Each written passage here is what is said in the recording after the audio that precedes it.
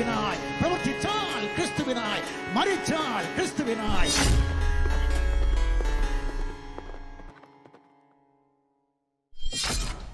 അതിമഹത്വമുള്ള ശക്തിയാലും ബലമുള്ള കൈയാലും നീട്ടിയ ഭുജത്താലും മഹാഭയങ്കര പ്രവൃത്തിയോടും അടയാളങ്ങളോടും അത്ഭുതങ്ങളോടും കൂടെ ഇസ്രായേൽ ജനത്തെ മിസ്രൈമിൽ നിന്ന് പുറപ്പെടുവിച്ചു കൊണ്ടുവന്ന യുദ്ധവീരനായ യഹോവയുടെ നാമത്തിൽ ഞങ്ങളെ കേൾക്കുന്ന എല്ലാവർക്കും സ്നേഹ വന്ദനങ്ങൾ. റോമൻ കത്തോലിക്ക അപ്പോളജിസ്റ്റുകളുടെ ദൈവവചന വിരുദ്ധമായ വാദങ്ങൾക്ക് മറുപടിയായി ഒരു വീഡിയോ ചെയ്യാൻ വേണ്ടി സ്ക്രിപ്റ്റ് ഏതാണ്ട് 80% എഴുതി ഇരിക്കുന്ന സമയത്താണ് ഹമാസ് എന്ന മുസ്ലിം ഭീകരവാദ സംഘടന ഇസ്രായേലിലേക്ക് കടന്ന് നിരായുധരായ സിവിലിയൻസിനെ ആക്രമിക്കുന്ന വാർത്ത കേട്ടത്. അതോടെ ഈ റോമൻ കത്തോലിക്ക അപ്പോളജിസ്റ്റുകൾക്ക് മറുപടിയായിട്ടുള്ള ആ വീഡിയോ ചെയ്യുന്നത് തൽക്കാലത്തേക്ക് മാറ്റിവെച്ചിട്ട് ഇസ്രായേലിൽ നിന്നുള്ള വാർത്തകളും വീഡിയോകളും ഒക്കെ ശ്രദ്ധിക്കാൻ തുടങ്ങി. വൈകുന്നേരം ക്ലബ് ഹൗസിൽ അതിനെ സംബന്ധിച്ച് ഒരു റൂം ഇടുകയും ചെയ്തു. നിങ്ങൾക്കറിയാം, ഞങ്ങളതിവിടെ ലൈവ് ചെയ്തിരുന്നു. അതിനുശേഷം പിറ്റേ ദിവസം, അതായത് ഞായറാഴ്ച രാവിലെ ഒരു സഹോദരൻ വാട്സാപ്പിൽ അയച്ചു തന്ന 2 ലിങ്കുകൾ ഓപ്പൺ ചെയ്ത് നോക്കിയപ്പോൾ കണ്ട കാര്യങ്ങൾ സത്യം പറഞ്ഞാൽ ഓക്കാനം വന്നുപോയി. സഖാവ് സീതാറാം യെച്ചൂരിയുടെ പ്രസ്താവനയെയും സഖാവ് MA ബേബിയുടെ ഫേസ്ബുക്ക് പോസ്റ്റിനെയും ആസ്പദമാക്കി ഏഷ്യാനെറ്റ് ന്യൂസിൽ വന്ന വാർത്തകളുടെ ലിങ്കുകളായിരുന്നു അവ. ഒരു സ്വതന്ത്ര പരമാധികാര രാഷ്ട്രത്തിലേക്ക് 1 മണിക്കൂറിനുള്ളിൽ 7000-ഓളം മിസൈലുകൾ അയച്ച് അരാജകത്വം സൃഷ്ടിക്കുകയും ആ രാജ്യത്തിന്റെ അതിർത്തി പൊളിച്ച് അകത്ത് കടന്ന് അവിടെയുള്ള നിരായുധരായ സിവിലിയൻസിനെ കഴുത്തറുത്തും വെടിവെച്ചും കൊല്ലുകയും കൊല്ലപ്പെട്ട സ്ത്രീകളുടെ ശവശരീരങ്ങൾ നഗ്നമാക്കി പ്രദർശിപ്പിക്കുകയും സ്ത്രീകളെയും കുട്ടികളെയും തട്ടിക്കൊണ്ടുപോവുകയും റേപ്പ് ചെയ്യുകയും അതുപോലെ തട്ടിക്കൊണ്ടുപോകപ്പെട്ട കൊച്ചു പെൺകുട്ടികളുടെ വീഡിയോകൾ വെളിയിൽ വിടുമ്പോൾ ഇവരെ ഞങ്ങൾ ലൈംഗിക അടിമകളാക്കുമെന്ന് ആ വീഡിയോയിൽ പറയുകയും ചെയ്ത് മുഹമ്മദും സ്വഹാബിമാരും കാണിച്ചു കൊടുത്ത ഇസ്ലാമിക മാതൃക അങ്ങനെ തന്നെ പിൻപറ്റുന്ന ഹമാസ് എന്ന ഇസ്ലാമിക ഭീകരവാദികളെ ന്യായീകരിച്ചുകൊണ്ടാണ് സീതാറാം യെച്ചൂരിയും MA ബേബിയും സംസാരിച്ചിട്ടുള്ളത്. 10 വോട്ടിന് വേണ്ടി ഇങ്ങനെ സ്വയം നാണം കെടുന്ന മനുഷ്യരുണ്ടോ? ഇത് പണ്ടത്തെ കാലമൊന്നുമല്ല, ഇന്റർനെറ്റ് യുഗമാണ്. നിങ്ങളൊരു പ്രസ്താവന നടത്തിയാൽ ആ പ്രസ്താവനയുടെ സത്യാവസ്ഥ അറിയാൻ അധിക സമയമൊന്നും വേണ്ട, നെറ്റിൽ പരത്തിയാൽ മതി, അതിന്റെ വാസ്തവം നമുക്ക് പിടികിട്ടും. അപ്പൊ അങ്ങനെയുള്ള സമയത്ത് ഇതുപോലെ നുണ പറഞ്ഞിട്ട് ചരിത്രത്തെ വ്യഭിചരിക്കുന്ന വിധത്തിൽ കാര്യങ്ങൾ അവതരിപ്പിച്ചിട്ട് സ്വയം അപമാനിതരാകുന്ന നാണം കെടുന്ന മനുഷ്യർ ഇവരെ പോലെ വേറെ ഉണ്ടോ? അതിൽ സീതാറാം യെച്ചൂരി പറഞ്ഞൊരു കാര്യം വായിച്ചപ്പോഴാണ് എനിക്ക് ശരിക്കും അറപ്പും വെറുപ്പും വന്നത്. ഐക്യരാഷ്ട്രസഭയുടെ ദ്വിരാഷ്ട്ര കരാർ പാലിക്കാൻ ഇസ്രായേൽ തയ്യാറാകണമെന്നാണ് സഖാവ് യെച്ചൂരി ആവശ്യപ്പെട്ടത്. ഇതാരെയാണ് സഖാവെ നിങ്ങൾ പറ്റിക്കാൻ നോക്കുന്നത്? ആരെയാ? പാർട്ടി അടിമകൾ നിങ്ങൾ പറയുന്നത് തൊണ്ട തൊടാതെ വിഴുങ്ങുമായിരിക്കും. പക്ഷെ വിവരങ്ങൾ വിരൽത്തുമ്പിൽ ലഭ്യമായ ഈ കാലത്ത് തലച്ചോറ് പാർട്ടി ആഫീസിൽ പണയം വെച്ചിട്ടില്ലാത്ത മനുഷ്യരും നിങ്ങൾ പറയുന്നത് വായിക്കുകയോ കേൾക്കുകയോ ചെയ്യുന്നുണ്ടെന്ന് മനസ്സിലാക്കാനുള്ള ബോധമെങ്കിലും താങ്കൾക്കുണ്ടാകേണ്ടേ സഖാവേ? വേണ്ടേ? ആരാണ് ദ്വിരാഷ്ട്ര കരാർ അംഗീകരിക്കാതിരിക്കുന്നത്? ദ്വിരാഷ്ട്ര കരാർ എന്ന സൊല്യൂഷൻ ആദ്യമായി നിർദ്ദേശിക്കപ്പെട്ട സമയം മുതൽ ഇന്നുവരെ ആ കരാറിനെ എതിർത്തുകൊണ്ടിരിക്കുന്നത് ആരാണ്? ഇസ്രായേലാണോ? അല്ല, യഹൂദന്മാർ തുടക്കം മുതലേ ആ കരാറിനെ സ്വാഗതം ചെയ്തിട്ടേ ഉള്ളൂ. മനസ്സിലായോ? യഹൂദന്മാർ ഇന്നു മുതലേ ആ കരാറിനെ സ്വാഗതം ചെയ്തിട്ടേ ഉള്ളൂ. അതിന്റെ ആരംഭം മുതൽ ആ ഒരു നിർദ്ദേശം അല്ലെങ്കിൽ ശുപാർശ എന്നാണോ ആദ്യമായിട്ട് വരുന്നത് അന്ന് മുതലേ അതിനെ എതിർത്തുകൊണ്ടിരിക്കുന്നത് അറബികളാണ്, പലസ്തീനികളാണ്, മുസ്ലിങ്ങളാണ്, അല്ലാതെ യഹൂദന്മാരല്ല. മനസ്സിലായോ? ഐക്യരാഷ്ട്രസഭയല്ല ദ്വിരാഷ്ട്ര കരാർ ആദ്യം കൊണ്ടുവന്നത്. ഐക്യരാഷ്ട്രസഭയുടെ മുൻഗാമിയായിരുന്ന ലീഗ് ഓഫ് നേഷൻസ് ആയിരുന്നു. സഖാവിന് ചരിത്രം ഞാൻ പറഞ്ഞുതരാം. വെറുതെ പറയുന്നതല്ല, കൃത്യമായ ഡോക്യുമെന്റ്സ് വെച്ച്, ചരിത്ര രേഖകൾ വെച്ച്, തെളിവുകൾ വെച്ച് ഞാൻ വിശദമായിട്ട് തന്നെ പറഞ്ഞുതരാം.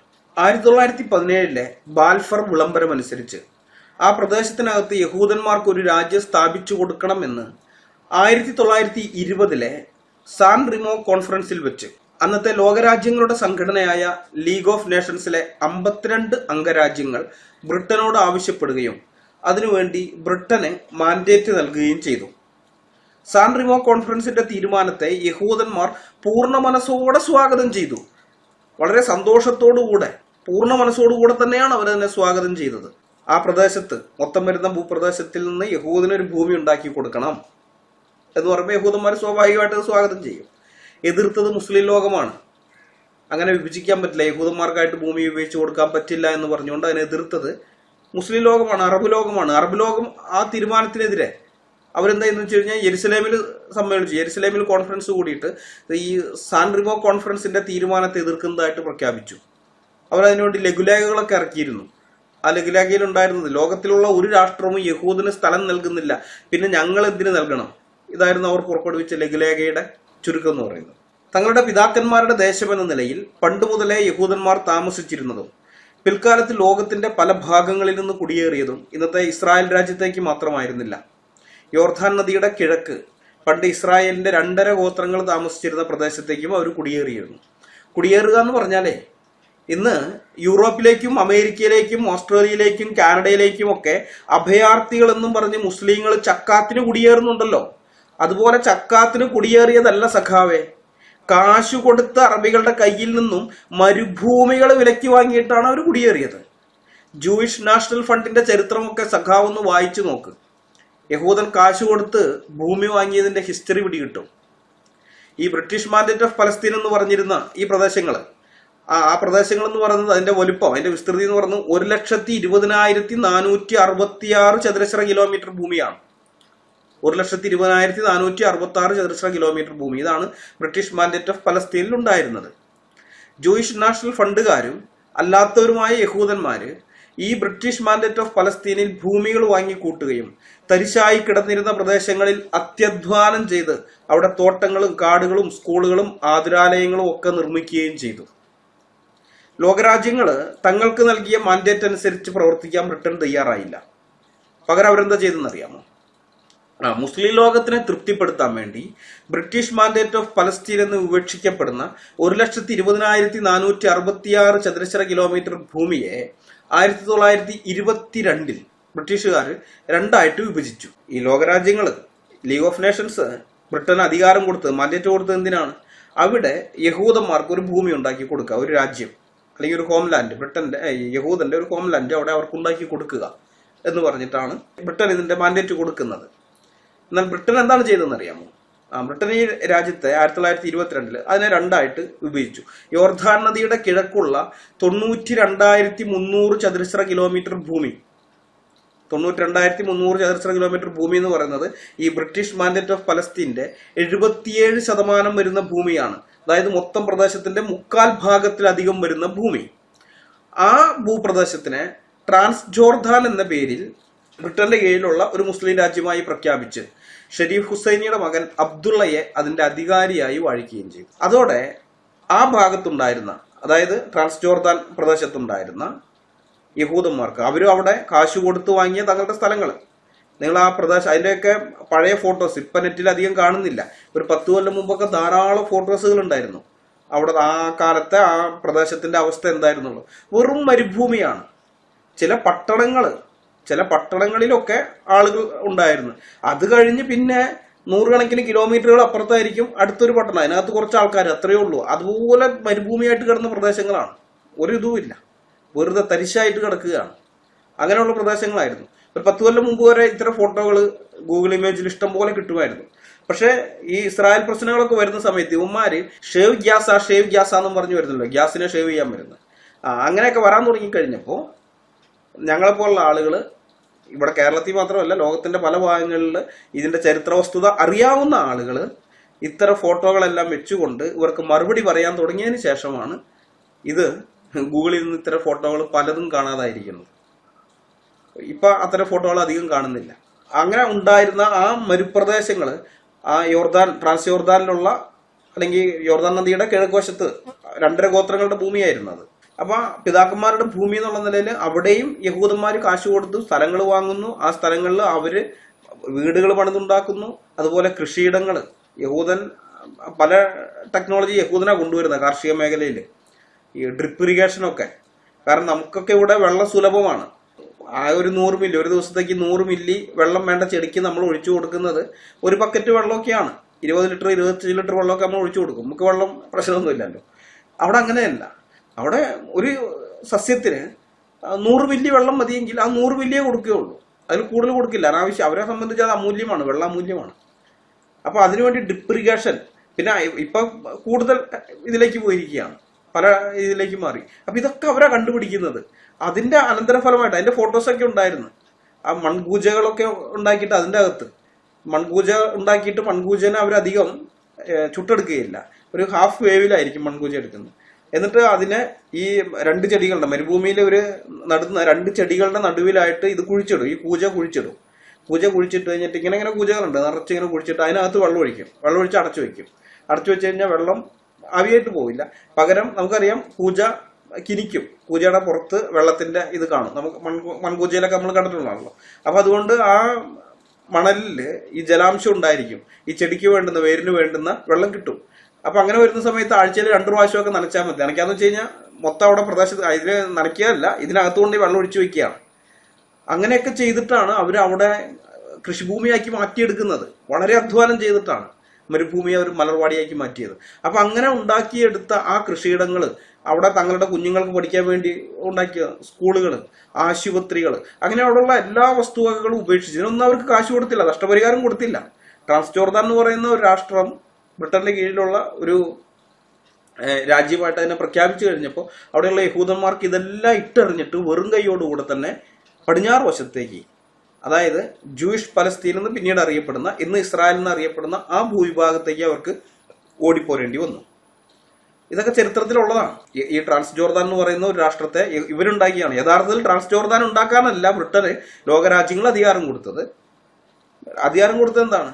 ആ 1,20,466 ചതുരശ്ര കിലോമീറ്റർ വരുന്ന ബ്രിട്ടീഷ് മാൻഡേറ്റ് ഓഫ് പലസ്തീൻ എന്ന ഭൂപ്രദേശത്തിനുള്ളിൽ യഹൂദന്മാർക്ക് ഒരു രാജ്യം ഉണ്ടാക്കി കൊടുക്കണം എന്ന് പറഞ്ഞുകൊണ്ടാണ് ഈ ലോകരാജ്യങ്ങൾ ബ്രിട്ടൻ അതിനുള്ള അധികാരം കൊടുക്കുന്നത്, മാൻഡേറ്റ് കൊടുക്കുന്നത്. ബ്രിട്ടൻ അങ്ങനെ ഒരു രാജ്യം യഹൂദന് ഉണ്ടാക്കി കൊടുത്താൽ ബാക്കി വരുന്ന പ്രദേശങ്ങളെല്ലാം ചേർന്ന് സ്വാഭാവികമായും ഒരു മുസ്ലിം രാജ്യമായിട്ട് മാറുകയും ചെയ്യും. മുസ്ലിം രാജ്യങ്ങളാണെങ്കിൽ പലസ്തീനികൾ എന്ന് പറഞ്ഞാൽ യഥാർത്ഥത്തിൽ പലസ്തീനികളല്ല, അത് നിങ്ങൾ അറിഞ്ഞിരിക്കണം. അവിടെ ഞാൻ പറഞ്ഞില്ല, അതൊക്കെ നിർജ്ജന പ്രദേശങ്ങളായിരുന്നു, അവിടെയൊന്നും മനുഷ്യാധിവാസം ഉണ്ടായിരുന്നില്ല. യഹൂദൻ അവിടെ വന്ന് ഭൂമി മെച്ചപ്പെടുത്തിയെടുത്തു, നല്ല ഇതാക്കി കണ്ടു കഴിഞ്ഞപ്പോഴാണ് ഇവന്മാര് കൊള്ളയടിക്കുന്നത്. അന്യന്റെ അധ്വാന ഫലം കൊള്ളയടിക്കുന്നത് മുഹമ്മദ് പഠിപ്പിച്ചു കൊടുത്തിട്ടുള്ളതാണ്. ഇവരുടെ വിശ്വാസം അനുസരിച്ച് ഇസ്ലാമാണ് ഏറ്റവും ടോപ്പ്, ബാക്കിയുള്ളവരൊക്കെ അതിന്റെ താഴെയാണ്. അതുകൊണ്ട് തന്നെ കാഫിറുകളുടെ എല്ലാ വസ്തുവകകളും ഇസ്ലാമിന് അവകാശപ്പെട്ടതാണ്, നല്ലതായ എല്ലാ കാര്യങ്ങളും മുസ്ലിങ്ങൾക്ക് അവകാശപ്പെട്ടതാണെന്നാണ് ഇവരുടെ പഠിപ്പിക്കൽ. അപ്പൊ അതുകൊണ്ട് തന്നെ യഹൂദ വിരോധമുണ്ട്. മാത്രമല്ല യഹൂദൻ ഈ ഭൂമി ഇവരുടെ കൈവശം ഉണ്ടായിരുന്ന സമയത്ത് തരിശായി കിടന്ന ഭൂമിയാണ്. അത് യഹൂദൻ കഷ്ടപ്പെട്ട് പണിയെടുത്ത് ഇങ്ങനെ കാക്കി കഴിഞ്ഞപ്പോൾ ആ അധ്വാന ഫലം മോഷ്ടിക്കണം എന്ന് വിചാരിച്ചിട്ട് ചുറ്റുപാടുമുള്ള രാജ്യങ്ങളിൽ നിന്ന്, ഈ അന്ന് പട്ടിണിയൊക്കെ ഉള്ള കാലമാണ്, അതും കൂടി ഓർക്കണം. ക്ഷാമമൊക്കെ ലോകത്ത് ഉണ്ടായിരുന്നൊരു കാലഘട്ടം കൂടിയാണ്. അപ്പൊ അതുകൊണ്ട് തന്നെ വിശന്ന് പറഞ്ഞ് ഒരു കാരയ്ക്ക് കൊണ്ട് ഒരു ദിവസം ജീവിച്ചിരുന്ന, ഒരു കാരയ്ക്ക് വായിലിട്ട് ഇങ്ങനെ ചപ്പി വൈകുന്നേരം വരെ ആയിട്ട് അങ്ങനെ തീർക്കണം. അതുപോലെ പട്ടിണിയായിട്ട് നടന്നിരുന്ന ഈ ടീമുകളെല്ലാം ഇങ്ങോട്ടേക്ക് കുടിയേറാൻ തുടങ്ങി. യഹൂദൻ ഇവിടെ കഷ്ടപ്പെട്ട് ഭൂമി മെച്ചപ്പെടുത്തിയെടുത്തു എന്ന് കണ്ടു കഴിഞ്ഞപ്പോൾ ഇങ്ങോട്ടേക്ക് കുടിയേറി യഹൂദനെ ഓടിപ്പിച്ചിട്ട് ഇത് പിടിച്ചെടുക്കാനൊക്കെ തുടങ്ങി. അങ്ങനെ വന്നവരാണ് ഇന്നത്തെ ഈ പലസ്തീനികൾ എന്ന് പറയുന്നത്. അങ്ങനെയുള്ളവർ, അല്ലാണ്ട് ആ നാട്ടിലുള്ള ആളുകളൊന്നും അല്ല. അത് നിങ്ങൾ അറിഞ്ഞിരിക്കണം. അതൊക്കെ വേറെ വിശദമായിട്ട് പറയേണ്ട കാര്യമാണ്. ദൈവം അനുവദിച്ചാൽ പിന്നീട് എപ്പോഴെങ്കിലും പറയാമെന്ന് വിചാരിക്കുന്നു. അപ്പൊ ഏതായാലും അങ്ങനെ അവിടെ കുറെ ആളുകളുണ്ട്. ഈ പലസ്തീനികളെന്ന് സ്വയം വിശേഷിപ്പിച്ചുകൊണ്ട് നടക്കുന്ന ഈ ടീമുകൾ അവിടെ കുറെ പേരുണ്ട്. അപ്പൊ യഹൂദിനൊരു രാജ്യം അവിടെ ഉണ്ടാക്കി കൊടുത്തു കഴിഞ്ഞാൽ ബാക്കി വരുന്ന ഭൂമി അത് സ്വാഭാവികമായിട്ട് ഈ കൂട്ടർക്കുമായി അവരവിടെ പണിയെടുത്ത് ജീവിച്ചോട്ടെ. അപ്പൊ അങ്ങനെ 2 രാഷ്ട്രം, ദ്വിരാഷ്ട്ര കരാർ ആദ്യമായിട്ട് കൊണ്ടുവരുന്നത് സാൻ റിമോ കോൺഫറൻസിൽ വെച്ച് ലീഗ് ഓഫ് നേഷൻസ് ആണ്. എന്നാൽ ബ്രിട്ടൻ ഈ ലീഗ് ഓഫ് നേഷൻസ് നൽകിയ മാൻഡേറ്റ് അനുസരിച്ച് പ്രവർത്തിച്ചില്ല എന്ന് മാത്രമല്ല, മാൻഡേറ്റിന് വിരുദ്ധമായി മുസ്ലിങ്ങൾക്ക് അവിടെ ഒരു രാജ്യം ഉണ്ടാക്കി കൊടുക്കുകയാണ് ചെയ്തത്. അതും മൊത്തം ഭൂമിയുടെ 3/4 പ്രദേശങ്ങൾ ഉൾപ്പെടുത്തിക്കൊണ്ടുള്ള ഒരു മുസ്ലിം രാജ്യം. അങ്ങനെ ഒരു രാജ്യം ഉണ്ടാക്കാൻ വേണ്ടി അവിടെ ഉണ്ടായിരുന്ന യഹൂദന്മാരെ മുഴുവൻ 1/4 താഴെ വരുന്ന യോർദാൻ നദിയുടെ പടിഞ്ഞാറുള്ള പ്രദേശത്തേക്ക് അവർ ഓടിച്ചു വിടുകയും ചെയ്തു. ഇതൊക്കെ ചെയ്തതിന് ശേഷവും ബാക്കിയുള്ള 1/4% താഴെ വരുന്ന ആ പ്രദേശങ്ങളുണ്ടല്ലോ, അതെങ്കിലും ഒരു യഹൂദ രാജ്യമായി പ്രഖ്യാപിക്കണമായിരുന്നു. 77% ഭൂമി മുസ്ലിങ്ങൾക്ക് കൊടുത്തു, ബാക്കി 23% ഭൂമി ഉണ്ടല്ലോ, അത് യഹൂദന് കൊടുത്തിട്ട് അത് യഹൂദ രാജ്യമായി പ്രഖ്യാപിക്കാമായിരുന്നു. അതും ചെയ്തില്ല, ബ്രിട്ടൻ അതും ചെയ്തില്ല. ചുരുക്കി പറയുകയാണെങ്കിൽ ലീഗ് ഓഫ് നേഷൻസ് നൽകിയ മാൻഡേറ്റ് അനുസരിച്ച് ബ്രിട്ടൻ പ്രവർത്തിച്ചില്ല എന്ന് മാത്രമല്ല, മാൻഡേറ്റിന് വിരുദ്ധമായി പ്രവർത്തിച്ചുകൊണ്ട് മുസ്ലിങ്ങൾക്ക് അവിടെ ഒരു രാജ്യം ഉണ്ടാക്കി കൊടുക്കുകയാണ് ചെയ്തത്. ഇതൊരു വലിയ ചതിയായിരുന്നു. ബ്രിട്ടീഷുകാർ കാണിച്ച ആ ചതിയുടെ അനന്തരഫലമാണ് ഇന്ന് നമ്മൾ കാണുന്ന ഈ പ്രശ്നങ്ങൾ. അതുമാത്രമല്ല, ഇവരുടെ കിതാബാണ് ഇതിന്റെ പ്രധാന പങ്ക് വഹിക്കുന്നത്. ആ പ്രശ്നങ്ങൾക്കെല്ലാം അന്ധമായ യഹൂദ വിരോധം, യഹൂദനെ ജീവിതത്തിൽ ഇന്ന് വരെ കണ്ടിട്ടില്ലാത്തത്. നമ്മുടെ കേരളത്തിലെ കുഗ്രാമത്തിലുള്ള മുസ്ലിം പോലും ജൂതനാണെങ്കിൽ കൊല്ലപ്പെടേണ്ടവനാണെന്ന് പറയും. ഇവർക്ക് ഒരു ദ്രോഹവും ചെയ്തിട്ടില്ലാത്ത, ഇവർ കണ്ടിട്ടേ ഇല്ലാത്തൊരു മനുഷ്യൻ. നമ്മൾ ആരെങ്കിലും പറയുമോ അത്?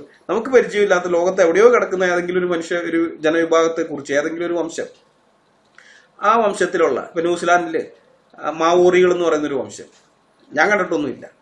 മാവോറികളെ കുറിച്ച് കേൾക്കുമ്പോൾ തന്നെ മാവോറികളോ അവർ കൊല്ലപ്പെടേണ്ടവരാണ് എന്ന് ഞാൻ പറയാൻ നിൽക്കില്ല, നമ്മളാരും പറയാൻ നിൽക്കില്ല, അല്ലെങ്കിൽ ലോകത്ത് വേറൊരു കൂട്ടരും പറയില്ല. പക്ഷെ മുസ്ലിങ്ങൾ ജൂതനെന്ന് കേട്ട അപ്പം പറയും അവൻ കൊല്ലപ്പെടേണ്ടവനാണ്. കാരണം അത് ഇവരുടെ കിതാബ് അങ്ങനെ പഠിപ്പിക്കുന്നത് കിതാബാണ്. അപ്പൊ ഇത് ബ്രിട്ടൻ ഈ ചതി കാണിച്ചത് ഒരു വശത്തിരിക്കുമ്പോൾ തന്നെ യഥാർത്ഥത്തിൽ ഇതിന്റെ എല്ലാ അടിസ്ഥാനം എന്ന് പറയുന്നത് മതമാണ്, പുസ്തകമാണ്, കിതാബുകളാണ്. ബ്രിട്ടൻ ഇങ്ങനെ ഒരു ചതി യഹൂദന്മാരോട് കാണിച്ചതിന് ശേഷം ബ്രിട്ടന്റെ ഗതി എന്തായെന്ന് അറിയാമോ? സൂര്യനസ്തമിക്കാത്ത സാമ്രാജ്യം എന്നൊരു കാലത്ത് വിശേഷിക്കപ്പെട്ടിരുന്ന ബ്രിട്ടീഷ് സാമ്രാജ്യം പിന്നീട് അധിക കാലം നിലനിന്നില്ല. പതുക്കെ പതുക്കെ അത് ചരിത്രത്തിൽ നിന്നും അപ്രത്യക്ഷമായി തീർന്നു. ഇന്ന് ബ്രിട്ടന്റെ അവസ്ഥ എന്താണെന്ന് നമുക്കറിയാം. അവിടേക്ക് മുസ്ലിങ്ങളൊക്കെ കുടിയേറിയിട്ട് ആ രാജ്യത്തിനെ മൊത്തം നശിപ്പിച്ചുകൊണ്ടിരിക്കുന്നത് നമുക്കറിയാം. ഇതൊക്കെ ഈ യഹൂദന്മാരോട് ചെയ്ത ഈ വഞ്ചനയില്ല, അതിന്റെ ശിക്ഷ അവരനുഭവിക്കാതെ പോകുന്നുമില്ല. അതവിടെ നിൽക്കട്ടെ, അതല്ലോ നമ്മുടെ വിഷയം. ബ്രിട്ടീഷ് മാൻഡേറ്റ് ഓഫ് പലസ്തീന്റെ 4/3 ഭാഗത്തിൽ അധികം വരുന്ന പ്രദേശങ്ങൾ ചേർത്തുകൊണ്ട് ഒരു മുസ്ലിം രാജ്യം ഉണ്ടാക്കുകയും അവിടെ ഉണ്ടായിരുന്ന യഹൂദന്മാരെ ബാക്കിയുള്ള കാൽഭാഗത്തിൽ താഴെയുള്ള പ്രദേശത്തേക്ക് ഓടിക്കുകയും ചെയ്തെങ്കിലും ആ കാൽഭാഗത്തിൽ താഴെയുള്ള പ്രദേശത്തുണ്ടായിരുന്ന മുസ്ലിങ്ങൾ പുതിയ രാജ്യത്തിലേക്ക്, അതായത് ട്രാൻസ് ജോർദാനിലേക്ക് പോകാൻ കൂട്ടാക്കിയില്ല. ബാക്കിയുള്ള കാൽഭാഗത്തു നിന്നും കൂടി യഹൂദന്മാരെ ഓടിച്ചു കളയണമെന്ന ലക്ഷ്യത്തോടെ ലോകത്തിന്റെ മറ്റു ഭാഗങ്ങളിൽ നിന്നും മുസ്ലിങ്ങൾ ആ കാൽഭാഗത്തേക്ക് കുടിയേറിക്കൊണ്ടിരിക്കുകയും തങ്ങൾക്ക് സ്വന്തം രാജ്യം വേണമെന്ന് അവർ അന്നു മുതൽ ഇന്നു വരെ പറഞ്ഞുകൊണ്ടിരിക്കുകയും ചെയ്യുന്നു. ലോകത്തിന്റെ പല ഭാഗങ്ങളിൽ നിന്ന് മുസ്ലിങ്ങൾ അങ്ങോട്ടേക്ക് കുടിയേറിയത് യഹൂദൻ കാശ് കൊടുത്ത് ഭൂമി വാങ്ങിയിട്ട് കുടിയേറിയത് പോലെയല്ല. ഇന്ന് യൂറോപ്പിലേക്കും മറ്റ് ക്രൈസ്തവ ഭൂരിപക്ഷമുള്ള രാജ്യങ്ങളിലേക്കും ഇവര് ഓസിന് കുടിയേറുന്നുണ്ടല്ലോ. അവിടെ നിന്നുള്ള മുസ്ലിങ്ങൾ ഓസിന് കുടിയേറുന്നുണ്ട്, അഭയാർത്ഥികളെന്നും പറഞ്ഞ്. അതുപോലെ ചക്കാത്തിനാണ് ഈ ലോകത്തുള്ള പല രാജ്യങ്ങളിലെയും മുസ്ലിങ്ങൾ ഈ പ്രദേശത്തേക്ക് കുടിയേറിയത്. ഇതിന്റെ അപഹാസ്യത മനസ്സിലാക്കാൻ ഞാനൊരു ഉദാഹരണം പറയാം. നമ്മുടെ ഇന്ത്യയെ വെച്ചുകൊണ്ട് തന്നെ ഒരു ഉദാഹരണം പറയാം, അപ്പൊ നിങ്ങൾക്ക് കാര്യം മനസ്സിലാവും. ഇപ്പൊ നമുക്കറിയാം, ബ്രിട്ടീഷ് ഇന്ത്യയെ വിഭജിച്ച് ബ്രിട്ടൻ 2 രാജ്യങ്ങളാക്കി, പാകിസ്ഥാൻ എന്നും ഇന്ത്യ എന്നും പറഞ്ഞ് 2 രാജ്യങ്ങളാക്കി. ഓക്കെ, എന്നാൽ അങ്ങനെയല്ല ചെയ്തതെന്ന് വെച്ചാൽ വേറെ രീതിയിൽ ഞാനിപ്പോ ഒരു ഉദാഹരണമായിട്ട് പറയാണ്. ഇവിടെ ഉണ്ടായിരുന്ന ഈ ബ്രിട്ടീഷ് ഇന്ത്യയെ വിഭജിച്ചിട്ട് 3/4 ഭാഗം വരുന്ന പ്രദേശം മുസ്ലിങ്ങൾക്ക് വിട്ടുകൊടുത്തുകൊണ്ട് പാകിസ്ഥാൻ എന്ന് പറഞ്ഞൊരു രാജ്യം ഉണ്ടാക്കുകയും ബാക്കിയുള്ള പ്രദേശത്തിനെ ഒരു രാജ്യമൊന്നാക്കാതെ ബ്രിട്ടന്റെ കീഴിൽ തന്നെ നിലനിർത്തുകയും ചെയ്യുകയാണ്. അപ്പൊ ആ രാജ്യത്തേക്ക് ലോകത്തിന്റെ പല ഭാഗങ്ങളിൽ നിന്ന് മുസ്ലിങ്ങൾ കുടിയേറുകയാണ്. ഇവർക്ക് ഒരു രാജ്യം കിട്ടി, ഇനി ബാക്കിയുള്ള പ്രദേശത്ത് കാഫറുകൾ താമസിക്കുന്നുണ്ട്, അമുസ്ലിങ്ങളായ ആളുകൾ താമസിക്കുന്നുണ്ട്. അപ്പൊ അവിടെ അമുസ്ലിങ്ങൾക്ക് ഭൂരിപക്ഷവും മുസ്ലിങ്ങൾ കുറവുമാണ്. അപ്പൊ അത് നികത്താൻ വേണ്ടി ലോകത്തിന്റെ പല ഭാഗങ്ങളിൽ നിന്നും മുസ്ലിങ്ങൾ ഈ ഇന്ത്യയുടെ ബാക്കിയുള്ള ഭാഗത്തേക്ക് കുടിയേറിയിട്ട് ഇവർ അംഗസംഖ്യ വളർത്താൻ നോക്കുകയാണ്. എന്നിട്ട് പറയാണ്, ഇത് ഞങ്ങളുടെ നാടാണ്, ഞങ്ങൾ ഇവിടെ കാലാകാലങ്ങളായി താമസിക്കുന്നവരാണ്.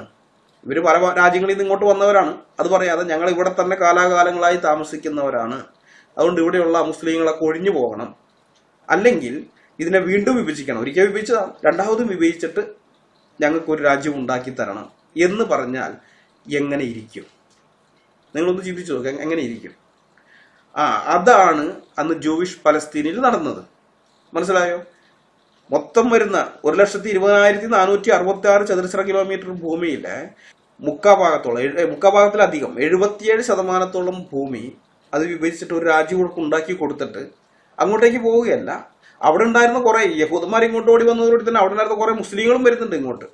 അവിടെ നിന്ന് അതുവരെ ജോർദാനിൽ ഉണ്ടായിരുന്ന മുസ്ലിങ്ങളും ആ സമയത്ത് ഇങ്ങോട്ടേക്ക് കയറിയിട്ടുണ്ട് ഇവരോടൊപ്പം തന്നെ. കാരണം ഇവിടെ മുസ്ലിം ജനസംഖ്യ കൂട്ടണമെന്നുള്ള ലക്ഷ്യത്തോടു കൂടെ തന്നെ. എന്നിട്ട് ലോകത്തിന്റെ പല ഭാഗങ്ങളിൽ നിന്ന് മുസ്ലിങ്ങൾ ഇങ്ങോട്ട് വരാൻ തുടങ്ങി. മുസ്ലിങ്ങളൊക്കെ വന്നു കഴിഞ്ഞതിന് ശേഷം അവിടെയുള്ള ആൾക്കാർക്കെതിരെ ലഹള നടത്തുകയാണ്. ലഹള നടത്തിയിട്ട് ഇവരെ അവിടെ നിന്ന് ഓടിപ്പിച്ചു വിടണം. അതാണ് അന്ന് ജൂയിഷ് പലസ്തീനിൽ നടന്നത്.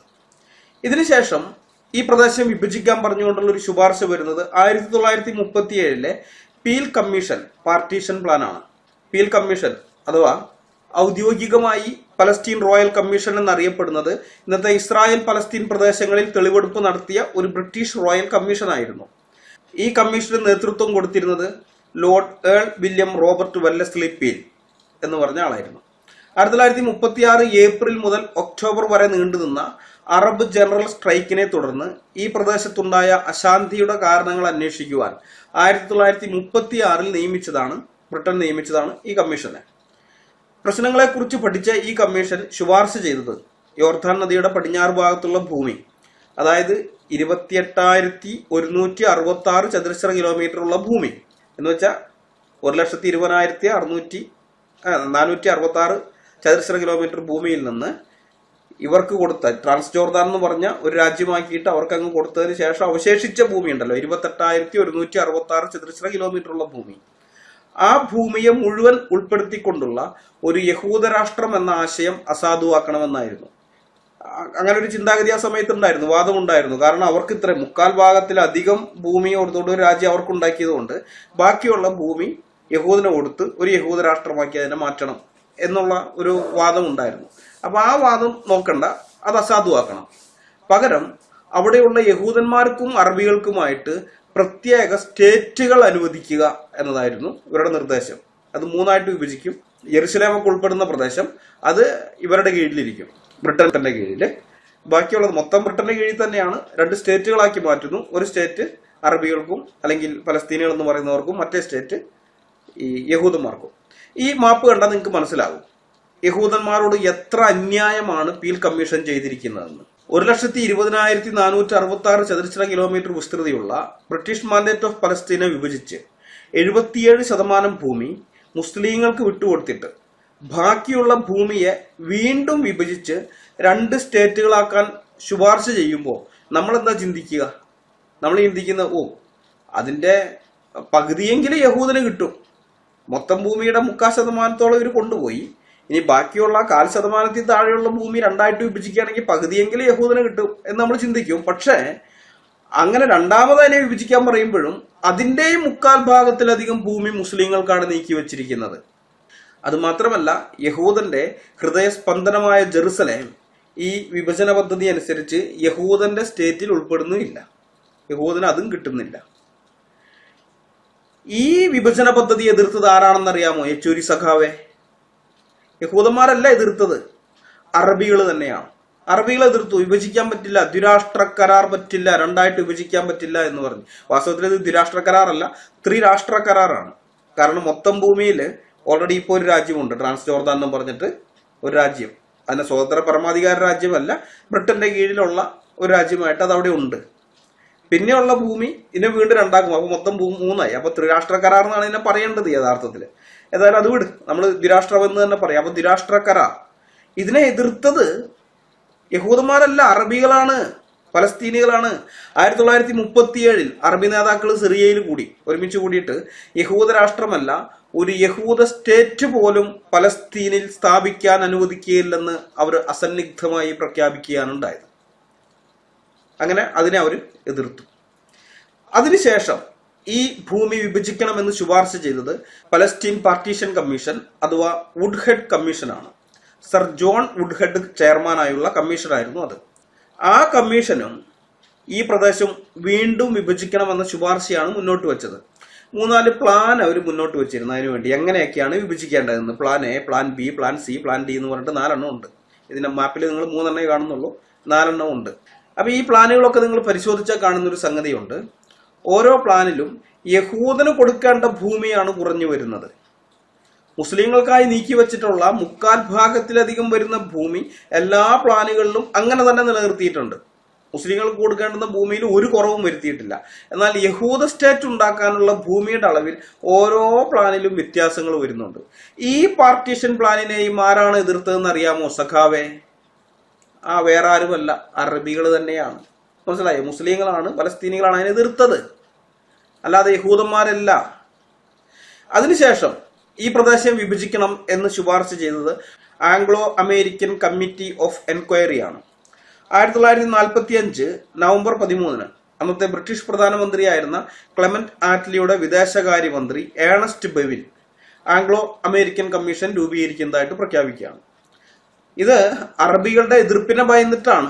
പലസ്തീൻ നയത്തിൽ അമേരിക്കയുടെ സഹ ഉത്തരവാദിത്തം ഉറപ്പാക്കിക്കൊണ്ട് ഒരു സംയുക്ത അന്വേഷണത്തിന് ബ്രിട്ടീഷ് സർക്കാർ നിർദ്ദേശിക്കുന്നത്. കാരണം ഇതുവരെയുള്ള കമ്മീഷനുകളൊക്കെ ബ്രിട്ടൻ നിയമിച്ചതായിരുന്നു. പലസ്തീൻ റോയൽ കമ്മീഷൻ ആയാലും പലസ്തീൻ പാർട്ടീഷൻ കമ്മീഷൻ ആയാലും ബ്രിട്ടീഷ് സർക്കാരാണ് അവയെ നിയമിച്ചത്. ഈ രണ്ട് കമ്മീഷന്റെയും ശുപാർശ ആ ഭൂമി വിഭജിക്കണമെന്നായിരുന്നു.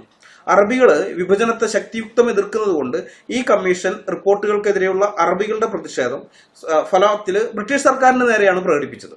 അതുകൊണ്ടാണ് ബ്രിട്ടൻ മാത്രമല്ലാതെ അമേരിക്കയെയും കൂടി ഉൾപ്പെടുത്തിക്കൊണ്ട് ഒരു സംയുക്ത കമ്മീഷൻ, ആംഗ്ലോ അമേരിക്കൻ കമ്മീഷൻ രൂപീകരിച്ചത്. കാരണം അടി കിട്ടുകയാണെങ്കിലും ചീത്ത കേൾക്കുകയാണെങ്കിലും തെറി കേൾക്കുകയാണെങ്കിലും അത് ഞങ്ങൾ മാത്രം കേൾക്കണ്ട, അമേരിക്കക്കാരും കൂടി കേട്ടോട്ടെ എന്ന് വെച്ചിട്ടാണ് ഇവരിങ്ങനെ ചെയ്തത്. അപ്പൊ ഈ കമ്മിറ്റി, ആംഗ്ലോ അമേരിക്കൻ കമ്മിറ്റി അഭയാർത്ഥി ക്യാമ്പുകളൊക്കെ സന്ദർശിച്ചു. അഭയാർത്ഥി ക്യാമ്പുകൾ എന്ന് പറഞ്ഞു കഴിഞ്ഞാൽ അവിടെ ലഹളകൾ, ഈ മുസ്ലിങ്ങൾ ധാരാളമായ ലഹളകൾ യഹൂദന്മാർക്കെതിരെ നടത്തുന്നുണ്ട്. യഹൂദന്മാർ അവിടെ വന്ന് കിബുട്സുകളൊക്കെ സ്ഥാപിച്ച്, കിബുട്സുകൾ എന്ന് പറഞ്ഞാൽ ഒരു സഹകരണ കാർഷിക മേഖലയാണ്. മരുഭൂമി നമുക്കറിയാം, മരുഭൂമി പോയിട്ട് ഒരാൾക്ക് ഒറ്റയ്ക്കും അവിടെ ഒന്നും ചെയ്യാൻ പറ്റില്ല. അപ്പൊ ഈ വന്ന ആളുകൾക്ക്, യഹൂദന്മാർക്ക് മനസ്സിലായി ഇവിടെ ഒറ്റയ്ക്ക് ഒരു കുടുംബം ഇവിടെ വന്ന് കുറെ ഭൂമി വാങ്ങിക്കൂട്ടി അവിടെ ഒന്നും ചെയ്യാൻ പറ്റുന്നില്ല. അപ്പൊ ഇങ്ങനെ വന്നു കഴിഞ്ഞപ്പോൾ അവർ ചെയ്ത പരിപാടിയാണ് എല്ലാവരും ഒരുമിച്ച് ചേർന്നു. പലയിടങ്ങളിൽ നിന്ന് വന്ന യഹൂദന്മാർ ഒരുമിച്ച് ചേർന്നിട്ട് ഓരോന്നും ചെയ്യാൻ തുടങ്ങി. അപ്പൊ ആശാരിപ്പണി അറിയാവുന്നവൻ, റഷ്യയിൽ നിന്ന് വന്ന ഒരു ആശാരിയാണെന്നുണ്ടെങ്കിൽ അവരുടെയൊക്കെ വീടുകളുടെ ആശാരിപ്പണി അതൊക്കെ അവന്റെ നേതൃത്വത്തിൽ നടക്കും. ബാക്കിയുള്ളവർ അവനെ ഹെൽപ്പ് ചെയ്യും, അവന്റെ ഹെൽപ്പർമാരായിട്ട് നിൽക്കും. അതേസമയം വീട് പണി പറയുന്ന, മേസ്ത്രിപ്പണിയൊക്കെ അറിയാവുന്ന, കൽപ്പണിയൊക്കെ അറിയാവുന്ന ആള് അയാളുടെ നേതൃത്വത്തിലായിരിക്കും അതൊക്കെ ചെയ്യുന്നത്. അന്നേരം ഈ ആശാരിയൊക്കെ അവന്റെ ഹെൽപ്പറായിട്ട് നിൽക്കും. അങ്ങനെ എന്തൊക്കെ പണി അറിയാവുന്നവര് അവര് മെയിൻ പണിയും ബാക്കിയുള്ളവർ ഹെൽപ്പർമാർ എന്നുള്ള നിലയിലാണ്. അതുപോലെ കൃഷിപ്പണി, കൃഷിയെക്കുറിച്ച് അറിയാവുന്ന യഹൂദന്മാർ അവർ കൃഷി നടത്തുമ്പോൾ ബാക്കിയുള്ളവർ ഹെൽപ്പർമാരായിട്ട് മാറും. അങ്ങനെ ഒരു കൂട്ടായ പ്രയത്നത്തിലൂടെയാണ് അവർ അതിനവിടെ മെച്ചപ്പെടുത്തിയെടുത്തത്. അത് അങ്ങനെ വിളിക്കുന്ന ഇതിനെയാണ്, ആ കൂട്ടുകൃഷിക്കളത്തിന്, അതിനെയാണ് കിബുട്സ് എന്ന് പറയുന്നത്. അപ്പൊ ഈ കിബുട്സുകളൊക്കെ അവർ പണിത് അതിനകത്ത് കൃഷിയും മറ്റുമൊക്കെ ആയിട്ടാണ് യഹൂദൻ അവിടെ ജീവിക്കുന്നത്. യഹൂദനെ അവിടെ നിന്ന് ഓടിപ്പിച്ച് കളയണമെന്നും പറഞ്ഞുകൊണ്ട് കിതാബിൽ അങ്ങനെ എഴുതിയിരിക്കുന്നത്. അതുകൊണ്ട് ഓടിപ്പിച്ച് കളയണമെന്നും പറഞ്ഞിട്ടുണ്ട്. ഈ മുസ്ലിങ്ങൾ ധാരാളം കലാപങ്ങൾ ഉണ്ടാക്കുന്നുണ്ട്. ഇവര് ആദ്യകാലത്തൊക്കെ പോയിട്ട് പരാതി പറയാണ് ബ്രിട്ടന്റെ അടുത്ത് പോയിട്ട്. ബ്രിട്ടന്റെ കീഴിലാണല്ലോ, ബ്രിട്ടൻ ഭരിക്കാണല്ലോ. അപ്പൊ അവിടെ ചെന്നിട്ട് പോലീസ് സ്റ്റേഷനിലൊക്കെ പോയിട്ട് പരാതി പറയും ഓരോരോ ആക്രമണം ഉണ്ടാകുമ്പോൾ. തിരിഞ്ഞു നോക്കുന്നില്ല. ബ്രിട്ടീഷുകാർക്ക് ഇവരെ പണക്കാൻ താല്പര്യമില്ല, അറബികളുടെ എണ്ണയിൽ അവർക്ക് കണ്ണുള്ളതുകൊണ്ട്. അങ്ങനെ വന്നപ്പോൾ യഹൂദന്മാർക്ക് കാര്യം മനസ്സിലായി, തങ്ങളുടെ ജീവൻ രക്ഷിക്കാൻ തങ്ങൾ തന്നെ വേണം, വേറെ ആരുമില്ല. അപ്പൊ ഇവരും പിന്നീട് തിരിച്ചായുധമെടുത്ത് പോരാടാനൊക്കെ തുടങ്ങി. അവരതിനു വേണ്ടി ഹാഗ്ന എന്നൊക്കെ പറഞ്ഞ ഒളിപ്പോർ സംഘങ്ങളൊക്കെ രൂപീകരിക്കുന്നുണ്ട്. ബ്രിട്ടീഷുകാർക്കെതിരെ പൊരുതാനും അതുപോലെ തന്നെ യുവമാർക്കെതിരെ അടിക്കാനൊക്കെ ആയിട്ടുള്ള ഗറില്ല ഇതുകൾ അതൊക്കെ അവരും ചെയ്യുന്നുണ്ട്. രണ്ടു കൂട്ടരും നിലനിൽക്കണമല്ലോ, ജീവിക്കണം, അതിജീവനത്തിന് വേണ്ടിയിട്ട് ചെയ്യുന്നതാണ്. അപ്പൊ അതിന്റെ അനന്തരഫലമായിട്ട് അഭയാർത്ഥി ക്യാമ്പുകൾ പലതും ഉണ്ടാകുന്നുണ്ട്. അപ്പൊ ഇത്തരം അഭയാർത്ഥി ക്യാമ്പുകളൊക്കെ ഈ കമ്മിറ്റി സന്ദർശിച്ചു. അതിനുശേഷം യെരുസലേമിൽ വെച്ച് മുസ്ലിം നേതാക്കളും സിയോൻ സംഘ നേതാക്കളും ഒക്കെ ആയിട്ട് ചർച്ചയൊക്കെ നടത്തി. അപ്പൊ മുസ്ലിം നേതാക്കന്മാർ പറഞ്ഞത്, അറബ് നേതാക്കന്മാർ പറഞ്ഞത്, യഹൂദന്മാരെ അഭയാർത്ഥികളാക്കിയത് പടിഞ്ഞാറൻ യൂറോപ്യൻ സാമ്രാജ്യവാദികളായ ക്രിസ്ത്യാനികളാണ്. അവർ ചെയ്ത തെറ്റിന് അറബി രാഷ്ട്രങ്ങൾ എന്ത് പിഴച്ചു? ഒരൊറ്റ യഹൂദനെയും പലസ്തീനിൽ കുടിയേറാൻ അനുവദിക്കുകയില്ല. ഇതാണ് അറബി നേതൃത്വത്തിന്റെ നിലപാട്. ഈ പടിഞ്ഞാറൻ യൂറോപ്യൻ സാമ്രാജ്യവാദികളായ ക്രിസ്ത്യാനികൾ കാരണമാണ് യഹൂദന്മാർ അഭയാർത്ഥികളായി എന്നൊക്കെ പറഞ്ഞത് ഇവർ ചുമ്മാ അടിച്ചു വിടുന്നതാണ്. കഥയൊന്നുമില്ല. കാരണം ഇത് ഒന്നാം ലോക മഹായുദ്ധത്തിന് ശേഷമാണ് ഇവർ ഈ പറയുന്നത്. യഹൂദൻ അഭയാർത്ഥികളായിട്ട് വന്നു എന്ന് പറഞ്ഞാൽ ഒന്നാം ലോക മഹായുദ്ധത്തിന് ശേഷമാണ്. അത് 1910 ശേഷമാണല്ലോ നടക്കുന്നത്. എന്നാൽ 1880 മുതൽ തന്നെ യഹൂദ കുടിയേറ്റം ഉണ്ട് അവിടെ. അന്ന് യൂറോപ്പില് ഇതൊന്നുമില്ല, ഈ ലോകമഹായുദ്ധം മറ്റൊന്നും ഉണ്ടായിട്ടില്ല. യഹൂദന് അവന്റെ പിതാക്കന്മാരുടെ ഭൂമിയിലേക്ക് അവിടെ വന്ന് സ്ഥലം വാങ്ങി അവിടെ താമസിക്കണം. നൂറ്റാണ്ടുകളായല്ലോ പ്രവാസികളായിട്ട് പോയിട്ട്. അപ്പൊ തിരിച്ചു വരണം എന്നുള്ള ആ ഒരു ചിന്ത യഹൂദന്മാരുടെ ഉള്ളിൽ വരാൻ തുടങ്ങിയത് ആ സമയത്താണ്. അങ്ങ് സിയോണിസമൊക്കെ, സിയോൺ സംഘടന രൂപീകരിക്കുന്നു. അപ്പൊ അവരും കുറെ നിർദ്ദേശങ്ങളെല്ലാം വെച്ചു. ആളുകളെ യഹൂദന്മാരെടുത്ത് ബോധവൽക്കരണമൊക്കെ നടത്തി. നമ്മളുടെ പിതാക്കന്മാരുടെ ഭൂമിയിലേക്ക് നമ്മൾ മടങ്ങി പോകാനുള്ള സമയം ആസന്നമായിരിക്കുന്നു, തിരിച്ചു പോകാൻ തയ്യാറുള്ളവരൊക്കെ തിരിച്ചു പോകണം എന്ന് പറഞ്ഞിട്ട്. അപ്പൊ തിരിച്ചു പോകാന്ന് പറഞ്ഞാൽ അപ്പോഴത്തെ അവസ്ഥയിൽ അവിടെ നിന്ന് നല്ല ഇതിലൊക്കെ ജീവിക്കുന്ന പല ആളുകളുണ്ട്. യൂറോപ്പിലെ കഷ്ടമാണ്, എന്നാൽ അമേരിക്ക പോലെയുള്ള പലയിടങ്ങളിൽ യഹൂദന് പ്രയാസങ്ങളും പ്രശ്നങ്ങളും ഇല്ലാതെ ജീവിക്കുന്നവരുണ്ട്. പക്ഷെ ഈ പലയിടങ്ങളിൽ നിന്നായിട്ട് യഹൂദന്മാര് മടങ്ങി വരുന്നുണ്ട്. അത് 1881 മുതലാണ് അത് നടക്കുന്നത്, ആലിയ എന്ന് പറയുന്നത്. അപ്പൊ അതുകൊണ്ട് തന്നെ അവരിങ്ങോട്ടേക്ക് യഹൂദന്മാരെ അഭയാർത്ഥികളാക്കിയത് യൂറോപ്യൻ സാമ്രാജ്യവാദികളായ ക്രിസ്ത്യാനികളാണ് എന്നൊക്കെ പറഞ്ഞതിൽ കഴമ്പൊന്നുമില്ല. എന്നാലും അവരുടെ നിലപാടതായിരുന്നു. എന്നാൽ യഹൂദന്മാർ പറഞ്ഞ കാര്യം ഇതാണ്: അനേക നൂറ്റാണ്ടുകളിലെ അലഞ്ഞു തിരിയലിന് ശേഷം ബ്രിട്ടീഷ് ഗവൺമെന്റിൽ നിന്ന് ലഭിച്ച വാഗ്ദാനം അനുസരിച്ച് യഹൂദന് അവന്റെ വാഗ്ദത്ത നാട്ടിൽ ഒരു സ്വന്തം ഭവനം ലഭിക്കുക എന്നതിൽ കവിഞ്ഞ് വേറൊന്നും ഞങ്ങൾ ആവശ്യപ്പെടുന്നില്ല. ഇത് തെറ്റും ശരിയും തമ്മിലുള്ള പ്രശ്നമല്ല. പിന്നെയോ ലീഗ് ഓഫ് നേഷൻസ് നൽകിയ മാൻഡേറ്റ് അനുസരിച്ച് യഹൂദന് അവന്റെ വാഗ്ദത്ത ഭൂമിയിൽ ഒരു സ്വതന്ത്ര സ്റ്റേറ്റെങ്കിലും അനുവദിക്കുക എന്നുള്ളതാണ്. ഇതിൽ കുറഞ്ഞ യാതൊന്നുകൊണ്ടും പ്രശ്നപരിഹാരം ഉണ്ടാവുകയില്ല എന്ന് സിയോൻ സംഘടനാ നേതാക്കളും അറിയിച്ചു. അപ്പൊ യഹൂദൻ രാഷ്ട്രമുണ്ടാക്കിയില്ലെങ്കിലും കുഴപ്പമില്ല, ഒരു സംസ്ഥാനമെങ്കിലും ഒരു സ്റ്റേറ്റെങ്കിലും വേണം. കാരണം ലീഗ് ഓഫ് നേഷൻസിന്റെ മാൻഡേറ്റ് ഉണ്ട്, യഹൂദന് ഇവിടെ ഭൂമി ഉണ്ടാക്കി കൊടുക്കണമെന്ന് 52 അംഗരാജ്യങ്ങൾ 1920 സാൻ റിമോയിൽ കൂടിയിട്ട് ഈ ലീഗ് ഓഫ് നേഷൻസിലെ 52 അംഗരാജ്യങ്ങൾ ബ്രിട്ടനോട് ആവശ്യപ്പെട്ടിട്ടുള്ളതാണ്. അപ്പൊ ലോകരാജ്യങ്ങളുടെ ആ ഒരു മാൻഡേറ്റ് ബ്രിട്ടൻ ഉണ്ടല്ലോ, അതനുസരിച്ചിട്ടാണ് ഇവിടെ കാര്യങ്ങൾ ചെയ്യേണ്ടത്. അതാണ് അവർ പറയുന്നത്. അവർ നിയമത്തിന്റെ വഴിയാണ് പറയുന്നത്, നിയമപരമായിട്ട് അതാണ് ശരിയായിട്ടുള്ള കാര്യം, അത് ചെയ്യണം. ഇനി ആ രാഷ്ട്രം ഉണ്ടാക്കി തരാൻ നിങ്ങൾക്ക് മനസ്സില്ലെങ്കിൽ ഏറ്റവും കുറഞ്ഞ ഒരു സ്വതന്ത്ര സ്റ്റേറ്റെങ്കിലും അനുവദിക്കണം എന്നുള്ളതാണ്. അപ്പൊ ഏതായാലും ഇതൊക്കെ കേട്ടതിന് ശേഷം ആംഗ്ലോ അമേരിക്കൻ കമ്മിറ്റിയുടെ ശുപാർശ വന്നു. അത് ഏകകണ്ഠമായ ശുപാർശയാണ്. ഈ വൈറ്റ് പേപ്പർ നിയന്ത്രണങ്ങളുണ്ട്. വൈറ്റ് പേപ്പർ നിയന്ത്രണങ്ങൾ എന്ന് പറഞ്ഞാൽ ബ്രിട്ടൻ കൊണ്ടുവന്നതാണ്. ആ വൈറ്റ് പേപ്പർ നിയന്ത്രണങ്ങൾ യഹൂദനാണ് അത് ബാധകമായിരുന്നത്. യഹൂദന്മാരുടെ കുടിയേറ്റത്തെ പരിമിതപ്പെടുത്തി, യഹൂദന് ഭൂമി വാങ്ങുന്നതിനുള്ള ഇത് പരിമിതപ്പെടുത്തി, അങ്ങനെ കുറെ കാര്യങ്ങൾ യഹൂദനെ പരിമിതപ്പെടുത്തുകയും എന്നാൽ മുസ്ലിങ്ങൾക്ക് ഒരു പ്രശ്നമില്ലാതെ ലോകത്തിന്റെ ഏത് ഭാഗങ്ങളിലുള്ള മുസ്ലിങ്ങൾക്കും അവിടെ കുടിയേറി അവിടെ താമസിക്കാം എന്നൊക്കെ പറഞ്ഞുകൊണ്ടുള്ള അതിന്റെ ഇതില് ഈ സോവിയറ്റ് യൂണിയന്റെ ഇതിലുണ്ടായിരുന്ന ഈ കസാക്ക് പ്രദേശത്തൊക്കെയുള്ള മുസ്ലിങ്ങളൊക്കെ അവിടേക്ക് വരുന്നുണ്ട്. അവരൊക്കെ ഇന്ന് പലസ്തീനികളായിട്ട് അറിയപ്പെടുന്നത്. ഇതിൽ നിന്ന് സൈബീരിയൻ പ്രദേശം അങ്ങനെയൊക്കെയുള്ള യൂറോപ്പിന്റെ പലയിടങ്ങളിൽ നിന്ന് വരെയുള്ള മുസ്ലിങ്ങൾ അവിടേക്ക് കുടിയേറിയിട്ട് ഞങ്ങൾ പലസ്തീനികളാണ്, നൂറ്റാണ്ടുകളായിട്ട് ഞങ്ങളുടെ പൂർവികരോടെ താമസിക്കുന്നവരാണെന്നൊക്കെയാണ് അവര് അവകാശപ്പെട്ടുകൊണ്ടിരിക്കുന്നത്. അപ്പൊ ഏതായാലും അങ്ങനെയൊക്കെയുള്ള കുറെ കാര്യങ്ങൾ ഉണ്ടായിരുന്നു. ഈ വൈറ്റ് പേപ്പർ നിയന്ത്രണം അത് യഹൂദന് എതിരായിട്ടാണ് ഫലത്തിലുള്ളത്. അപ്പൊ കമ്മിറ്റി പറഞ്ഞത് വൈറ്റ് പേപ്പർ നിയന്ത്രണങ്ങൾ റദ്ദ് ചെയ്ത് യഹൂദ അഭയാർത്ഥികൾക്ക് പലസ്തീനിൽ വില കൊടുത്ത് സ്ഥലം വാങ്ങാൻ അനുവദിക്കണം, ഇതാണ് പറഞ്ഞത്. അത് പിന്നെ രാജ്യം വിഭജിക്കാൻ പറയുന്നുണ്ട്, അത് പുറകെ ഞാൻ പറയാം. അപ്പം ഇവര് ഈ സ്ഥലം വാങ്ങാൻ ഇവിടെ യഹൂദനെ അനുവദിക്കണം എന്നുള്ള ശുപാർശ അതായിരിക്കും. പക്ഷെ ഈ ശുപാർശ നടപ്പാക്കിയാൽ അറബി ലോകത്തിന്റെ അപ്രീതി ഉണ്ടാകും എന്നുള്ള ഒരു മുടന്തൻ ന്യായം പറഞ്ഞ് ബ്രിട്ടീഷ് ഗവൺമെന്റ് കമ്മീഷന്റെ ശുപാർശ നിരാകരിച്ചു. പിന്നെയും വഞ്ചിക്കുകയാണ് ഇവർ യഹൂദന്മാരെ. ഇതിനേക്കാളും വലിയ വഞ്ചന തൊട്ടു പുറകെ അവർ ചെയ്യുന്നുണ്ട്. ഈ ബ്രിട്ടന് അറബികളുടെ എണ്ണപ്പാടങ്ങളിലാണല്ലോ കണ്ണുണ്ടായിരുന്നത്. അപ്പൊ അതുകൊണ്ട് ഈ അറബികളുടെ പ്രീതി സമ്പാദിക്കാൻ വേണ്ടി വേറൊരു കാര്യം കൂടി, ഈ യഹൂദന്മാരോട് കാണിക്കുന്ന ചതി, അതാണ് ഞാൻ വിവരിക്കുന്നത്. ഇവർ ചെയ്തത്, ബ്രിട്ടീഷ് ഗവൺമെന്റ് ചെയ്തത്, ആംഗ്ലോ അമേരിക്കൻ കമ്മിറ്റിയുടെ ശുപാർശകൾ പ്രസിദ്ധം ചെയ്ത് കേവലം 5 ദിവസം കഴിഞ്ഞപ്പോൾ ട്രാൻസ് ജോർദാനെ ഒരു സ്വതന്ത്ര അറബി സ്റ്റേറ്റായിട്ട് പ്രഖ്യാപിക്കുകയാണ്. മിഡിൽ ഈസ്റ്റിലെ 7ാമത്തെ സ്വതന്ത്ര അറബി രാഷ്ട്രമായിട്ട് ട്രാൻസ് ജോർദാൻ അംഗീകരിക്കപ്പെട്ടു. അതുവരേക്കും അതിനെ 1922 ഈ ട്രാൻസ് ജോർദാൻ എന്ന് പറയുന്ന ഒരു രാജ്യം ഉണ്ടാക്കിയെങ്കിലും അത് ബ്രിട്ടന്റെ കീഴിലായിരുന്നു. എന്നാൽ ഇത് വന്നു കഴിഞ്ഞപ്പോൾ, ഈ ആംഗ്ലോ അമേരിക്കൻ കമ്മിറ്റിയുടെ ശുപാർശ പ്രസിദ്ധം ചെയ്ത് 5 ദിവസം കഴിഞ്ഞപ്പോൾ ട്രാൻസ് ജോർദാനെ ഒരു സ്വതന്ത്ര പരമാധികാര രാഷ്ട്രമായിട്ട് ഇവരങ്ങോട്ട് മാറ്റുകയാണ്. അപ്പോഴും യഹൂദന് ഭൂമിയില്ല, യഹൂദന് ഒരു സ്റ്റേറ്റ് പോലും ഇല്ല, സ്വതന്ത്രമായിട്ടുള്ള ഒരു സ്റ്റേറ്റ് പോലും ഇല്ല, സ്വയം ഭരണാധികാരമുള്ള ഒരു സംസ്ഥാനം പോലും ഇല്ല അവിടെ. ചതിയാണ്, യഹൂദനോട് ചെയ്ത ചതി. അതിന്റെ അനന്തരഫലമായിട്ടാണ് ബ്രിട്ടൻ ഒന്നുമല്ലാതായി പോയത്. ഇങ്ങനെയൊക്കെയുള്ള ഈ ചതി നമ്മൾ നോക്കിക്കഴിഞ്ഞാൽ ലോകരാജ്യങ്ങൾ, സാമ്രാജ്യങ്ങളെല്ലാം ഈ യഹൂദനോടുള്ള ബന്ധത്തിലാണെന്ന് കാണാം, ഇസ്രായേലിനോടുള്ള ബന്ധത്തിലാണ്. നെബൂഖദ്നേസറിനെ ദൈവം എഴുന്നേൽപ്പിച്ചത്, അല്ലെങ്കിൽ മിസ്രൈം, ഈജിപ്ത് എന്ന് പറയുന്ന സാമ്രാജ്യം വരുന്നത്, മേദോ പേർഷ്യ സാമ്രാജ്യം വരുന്നത്, റോമ സാമ്രാജ്യം, ഇതെല്ലാം ഈ ഇസ്രായേൽ അതിനകത്തുണ്ട്. ഇസ്രായേലുമായി ബന്ധപ്പെട്ടിട്ടാണ് ഈ സാമ്രാജ്യങ്ങളുടെ ഉയർച്ചയും താഴ്ചയൊക്കെ ഇരിക്കുന്നത്. ബ്രിട്ടനൊക്കെ പിന്നീട് ഒന്നും അല്ലാതായി പോയി. അപ്പൊ ഈ ആംഗ്ലോ അമേരിക്കൻ കമ്മിറ്റിയും ഈ പ്രദേശം വിഭജിക്കണമെന്ന് ശുപാർശ ചെയ്തിരുന്നു. അവരുടെ വിഭജന പദ്ധതിയാണ് നിങ്ങൾ ഈ മാപ്പിൽ കാണുന്നത്. ഇതിലും 3/4 ഭാഗത്തിലധികം ഭൂമി അറബികൾക്കാണ് നീക്കിവെച്ചിരിക്കുന്നത്. കണ്ടില്ലേ, 3/4 ഭാഗത്തിലധികം ഭൂമി ഇതിലും അറബികൾക്കാണ്.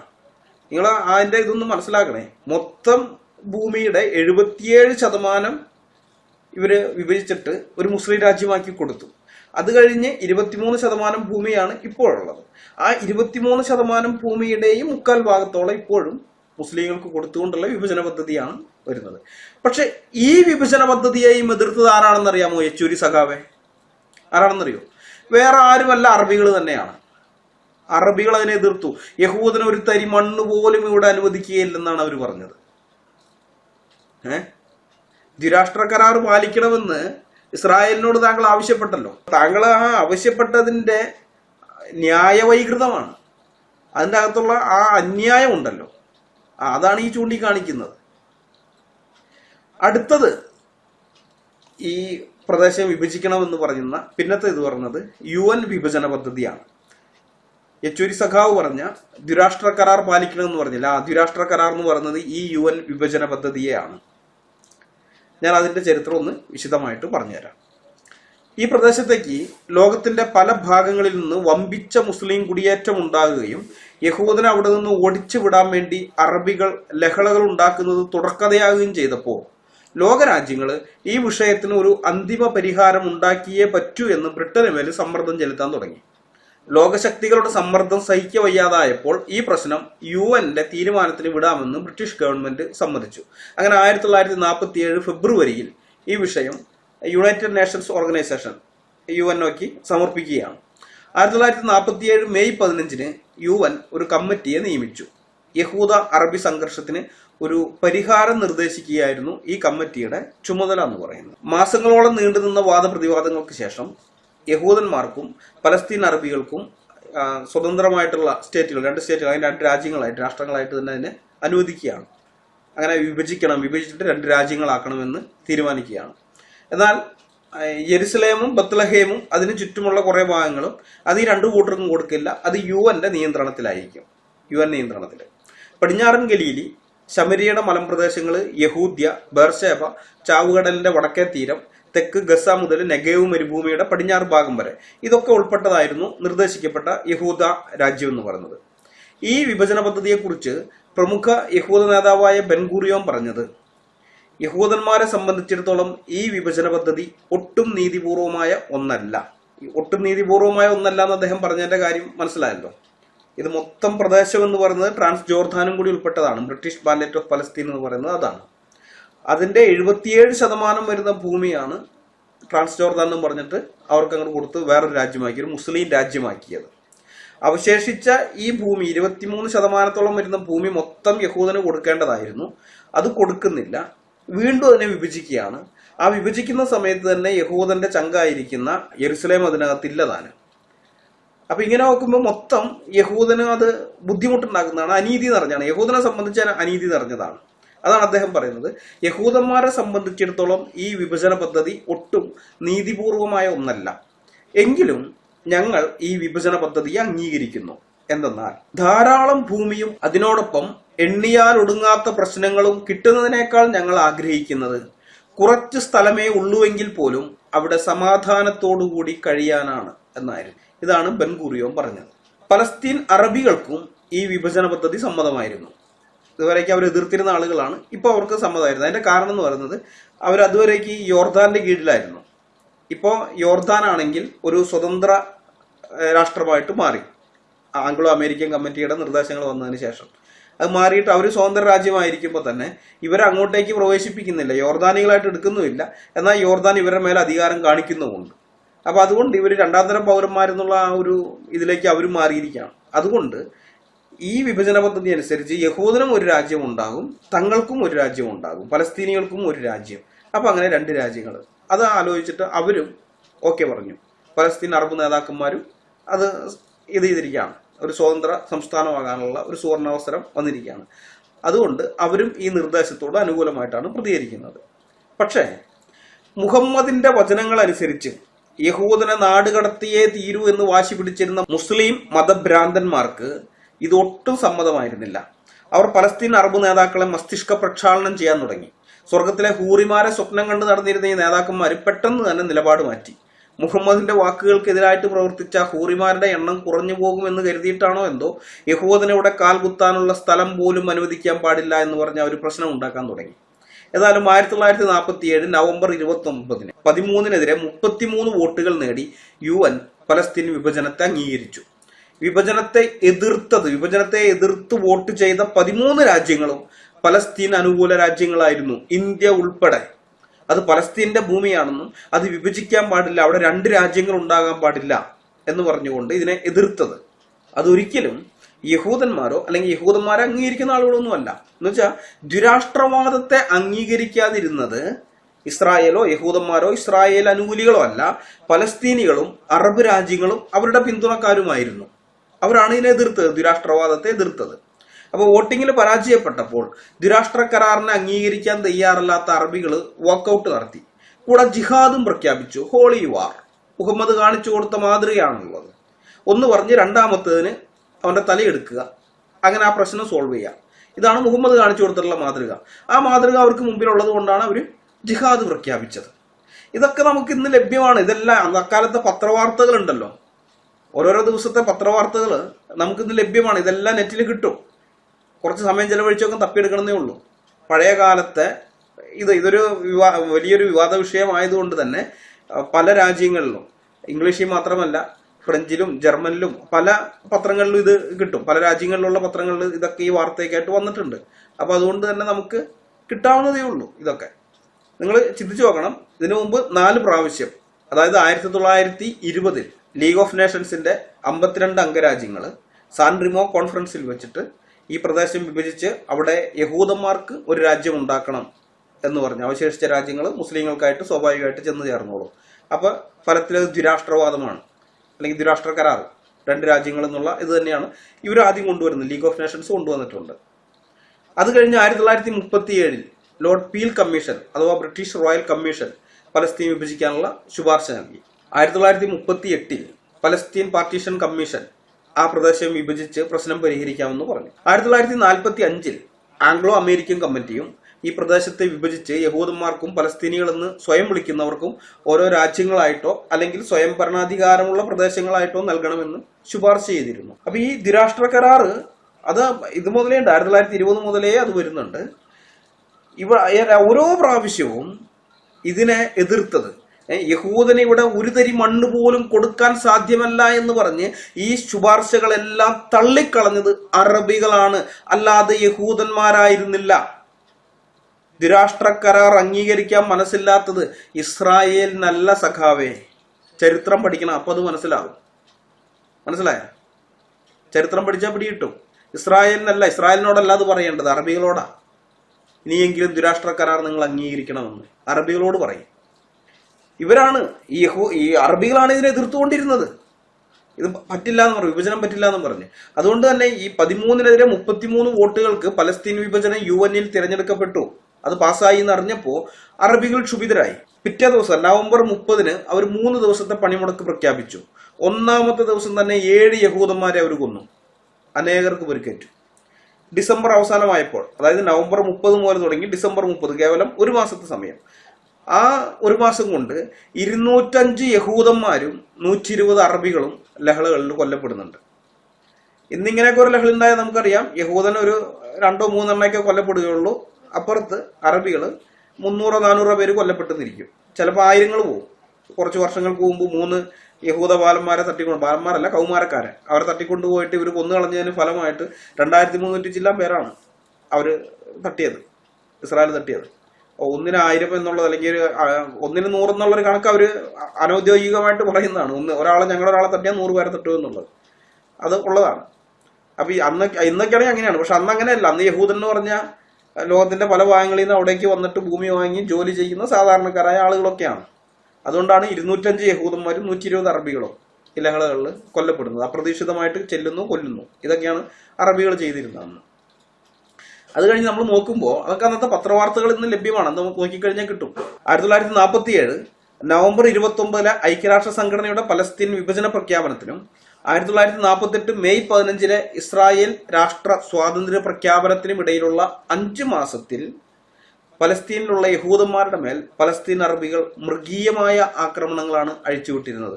ഇത് അക്കാലത്തെ പത്രവാർത്തകൾ വെളിപ്പെടുത്തുന്നുണ്ട്. പത്രവാർത്തകളിലെല്ലാം ഇത്ര യഹൂദന്മാർ കൊല്ലപ്പെട്ടു, ചിലതിലൊക്കെ വരുമ്പോണ്ട് ഒരു അറബി. പക്ഷേ യഹൂദന്മാർ കൊല്ലപ്പെട്ടതിൽ ഇതാണ് നമ്മൾ കൂടുതലായിട്ട് കാണുന്നത്. 7 ഓരോ ദിവസത്തെ പത്രത്തിൽ വരുമ്പോണ്ട് 7 Jews, അല്ലെങ്കിൽ 10, അല്ലെങ്കിൽ 15, പല ഇതിലൊക്കെ അറബികളെക്കാൾ കൂടുതൽ കൊല്ലപ്പെട്ടത് യഹൂദന്മാരാണെന്ന് ആ പത്രവാർത്തകൾ നമുക്ക് മനസ്സിലാക്കി തരുന്നുണ്ട്. 1948 മെയ് 14 ബ്രിട്ടീഷ് ഗവൺമെന്റ് പലസ്തീനിൽ നിന്ന് പിന്മാറുന്നതാണെന്ന് പ്രഖ്യാപിക്കുകയാണ്. ഞങ്ങൾ മെയ് 14 പലസ്തീനിൽ നിന്ന് പിന്മാറുന്നു. അപ്പൊ അറബ് രാജ്യങ്ങളെല്ലാം എന്താണ് പറഞ്ഞതെന്നറിയോ? ബ്രിട്ടീഷുകാർ പിന്മാറുന്ന അടുത്ത നിമിഷത്തിൽ യഹൂദ ജാതിയെ പലസ്തീനിൽ നിന്ന് തുടച്ചു മാറ്റുമെന്നാണ് അറബ് രാജ്യങ്ങൾ പ്രഖ്യാപിച്ചത്. അവര് ഇസ്രായേൽ എന്ന് പറയുന്ന ഒരു രാഷ്ട്രത്തെ അംഗീകരിക്കാൻ തയ്യാറായില്ല. ദ്വിരാഷ്ട്ര കരാർ അവർ സമ്മതിക്കുന്നതേ ഇല്ല. UN-ന്റെ തീരുമാനത്തെ അവർ ധിക്കരിക്കുകയാണ്. ഇല്ല, ഞങ്ങൾ ആ വോട്ടെടുപ്പ് ഞങ്ങൾ അംഗീകരിക്കുന്നില്ല എന്നും പറഞ്ഞിട്ട് അവർ എതിർക്കുകയാണ് ചെയ്തത്. ഇത് ഇവരുടെ പരിപാടിയാണ് കേട്ടോ. ഇത് തന്നെയാണ് ഇന്ത്യയിൽ നമുക്കറിയാലോ. ഇന്ത്യയിൽ നിന്ന് ബ്രിട്ടീഷുകാർ പിന്മാറിയേ ഉള്ളൂ. ആ പിന്മാറിക്കഴിഞ്ഞപ്പോൾ തന്നെ എന്താ ചെയ്തത്? പാകിസ്ഥാൻ എന്ന് പറഞ്ഞ രാഷ്ട്രം വന്നത് നേരെ കാശ്മീരിനെ ആക്രമിക്കുകയാണ്, കാശ്മീർ പിടിച്ചെടുക്കാൻ വേണ്ടി. ബ്രിട്ടീഷുകാർ പിന്മാറി, ഇനി പ്രശ്നമില്ല, വന്നിട്ട് ആക്രമിക്കുകയാണ്. ഇത് ഇവരുടെ സ്ഥിരം പരിപാടിയാണ്, എല്ലായിടത്തും ഇതൊക്കെ ചെയ്യുന്നതാണ്. മുഹമ്മദും സ്വഹായിമാരൊക്കെ കാണിച്ചു കൊടുത്ത മാതൃകയാണെന്നേ, അതൊക്കെയാണ് ഇത്, നബിചര്യയാണ് ഇതൊക്കെ. 1948 മെയ് മാസം 14 വെള്ളിയാഴ്ച ടെല്ലവീവ് മ്യൂസിയത്തിൽ സിയോൻ സംഘടനയുടെ നേതാവ് ഡേവിഡ് ബെൻ ഗൂറിയോൻ അവിടെ തടിച്ചുകൂടിയിരുന്ന ജനങ്ങളെ അഭിസംബോധന ചെയ്യുക. ഹാത്തിക്വ എന്ന ദേശീയ ഗാനം പാടിയതിനു ശേഷം അദ്ദേഹം ഇങ്ങനെയാണ് പ്രഖ്യാപിക്കുന്നത്: by virtue of the natural and historical right of the Jewish people and of the resolution of the General Assembly of the United Nations we hereby proclaim the establishment of the Jewish state in Palestine to be called Israel.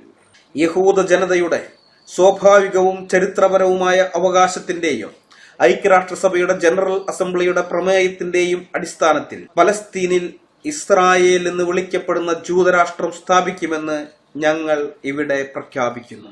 തുടർന്ന് റേഡിയോയിലൂടെ കേട്ടത് ബൈബിളിൽ നിന്നുള്ളൊരു വാക്യമാണ്. ആമോസിന്റെ പ്രവചനം 9-ാം അധ്യായത്തിന്റെ 14-15 വാക്യങ്ങൾ. അപ്പോൾ ഞാൻ എന്റെ ജനമായ ഇസ്രായേലിന്റെ പ്രവാസികളെ മടക്കി വരുത്തും. ശൂന്യമായി പോയിരുന്ന പട്ടണങ്ങളെ അവർ പണിതു പാർക്കുകയും മുന്തിരിത്തോട്ടങ്ങൾ ഉണ്ടാക്കി അവയിലെ വീഞ്ഞു കുടിക്കുകയും തോട്ടങ്ങൾ ഉണ്ടാക്കി അവയിലെ ഫലം അനുഭവിക്കുകയും ചെയ്യും. ഞാൻ അവരെ അവരുടെ ദേശത്ത് നടും. ഞാൻ അവർക്ക് കൊടുത്തിരിക്കുന്ന ദേശത്ത് നിന്ന് അവരെ ഇനി പറിച്ചു കളയുകയുമില്ല എന്ന് നിന്റെ ദൈവമായ യഹോവ അരുളി ചെയ്യുന്നു. ആമോസ് 9-14-15 വാക്യങ്ങൾ. ഇത് ആമോസ് പ്രവാചകൻ മാത്രമല്ല കേട്ടോ, യെശയ്യാ പ്രവാചകനും ഈ കാര്യം മുമ്പേ പ്രവചിച്ചിട്ടുണ്ട്. യെശയ്യാവ് മാത്രമല്ല, എസ്കലിലേക്കൊന്നും അവിടെ കാണാം, യിരെമ്യാവിലുണ്ട്, സക്കരിയാവിലുണ്ട്, സഫന്യാവിലും പല പ്രവാചകന്മാരും ഈ കാര്യം പ്രവചിച്ചിട്ടുണ്ട് ഇസ്രായേലിന്റെ പുനഃസ്ഥാപനത്തെ കുറിച്ച്. യെശയ്യാവിൽ നിന്നുള്ളത് ഞാൻ വായിക്കാം. യെശയ്യാവ് 66:8. ഈ വക ആർ കേട്ടിട്ടുള്ളൂ? ഇങ്ങനെയുള്ളത് ആർ കണ്ടിട്ടുള്ളൂ? ഒരു ദേശം ഒരു ദിവസം കൊണ്ട് പിറക്കുമോ? ഒരു ജാതി ഒന്നായിട്ട് തന്നെ ജനിക്കുമോ? സിയോനോ നോവ് കിട്ടിയ ഉടൻ തന്നെ മക്കളെ പ്രസവിച്ചിരിക്കുന്നു. യെശയ്യാവ് 66:8. അപ്പൊ പല പ്രവാചകന്മാരിലൂടെ ദൈവം അരുളി ചെയ്തിരുന്ന ഈ വാഗ്ദത്തം ദൈവം നിറവേറ്റുകയാണ്. ഇസ്രായേൽ വീണ്ടും ഒരു രാഷ്ട്രമായിട്ട് തീർന്നു. ആ 2000 വർഷത്തിലധികമായിട്ട് ഭൂമിയിൽ ഇല്ലാതായി തീർന്ന ഒരു രാഷ്ട്രമാണത്. ഈ റോമാക്കാരുടെ ആക്രമണ സമയത്ത് അവർ പിന്നെ ഇസ്രായേൽ എന്ന് പറഞ്ഞൊരു രാഷ്ട്രമല്ല, അതിനെ പല പ്രവിശ്യകളാക്കുകയാണ് ചെയ്തത്. നമുക്കറിയാം, പുതിയ നിയമത്തിൽ നമ്മൾ കാണുന്നുണ്ട്, ഗലീല, ശമിരിയ, യഹൂദ്യ, ദക്കോപ്പൊലി എന്നൊക്കെ പറഞ്ഞുകൊണ്ട് അതിനെ പല പ്രവിശ്യകളാക്കി മാറ്റുകയാണ് അവർ ചെയ്തത്. ഇസ്രായേൽ എന്ന് പറഞ്ഞ രാഷ്ട്രത്തെ അന്നേ ഇല്ലാതാക്കി തീർത്തതാണ് അവർ.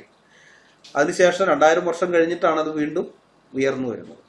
ഈ ഇസ്രായേലിന്റെ രാഷ്ട്രപ്പിറവി വിശദീകരിച്ചുകൊണ്ടുള്ള ബെൻഗുറിയോന്റെ റേഡിയോ പ്രസംഗത്തിനിടയ്ക്ക് ഈജിപ്ഷ്യൻ വിമാനങ്ങൾ വർഷിക്കുന്ന ബോംബുകൾ പൊട്ടിത്തെറിക്കുന്ന ശബ്ദം കേൾക്കാമായിരുന്നു.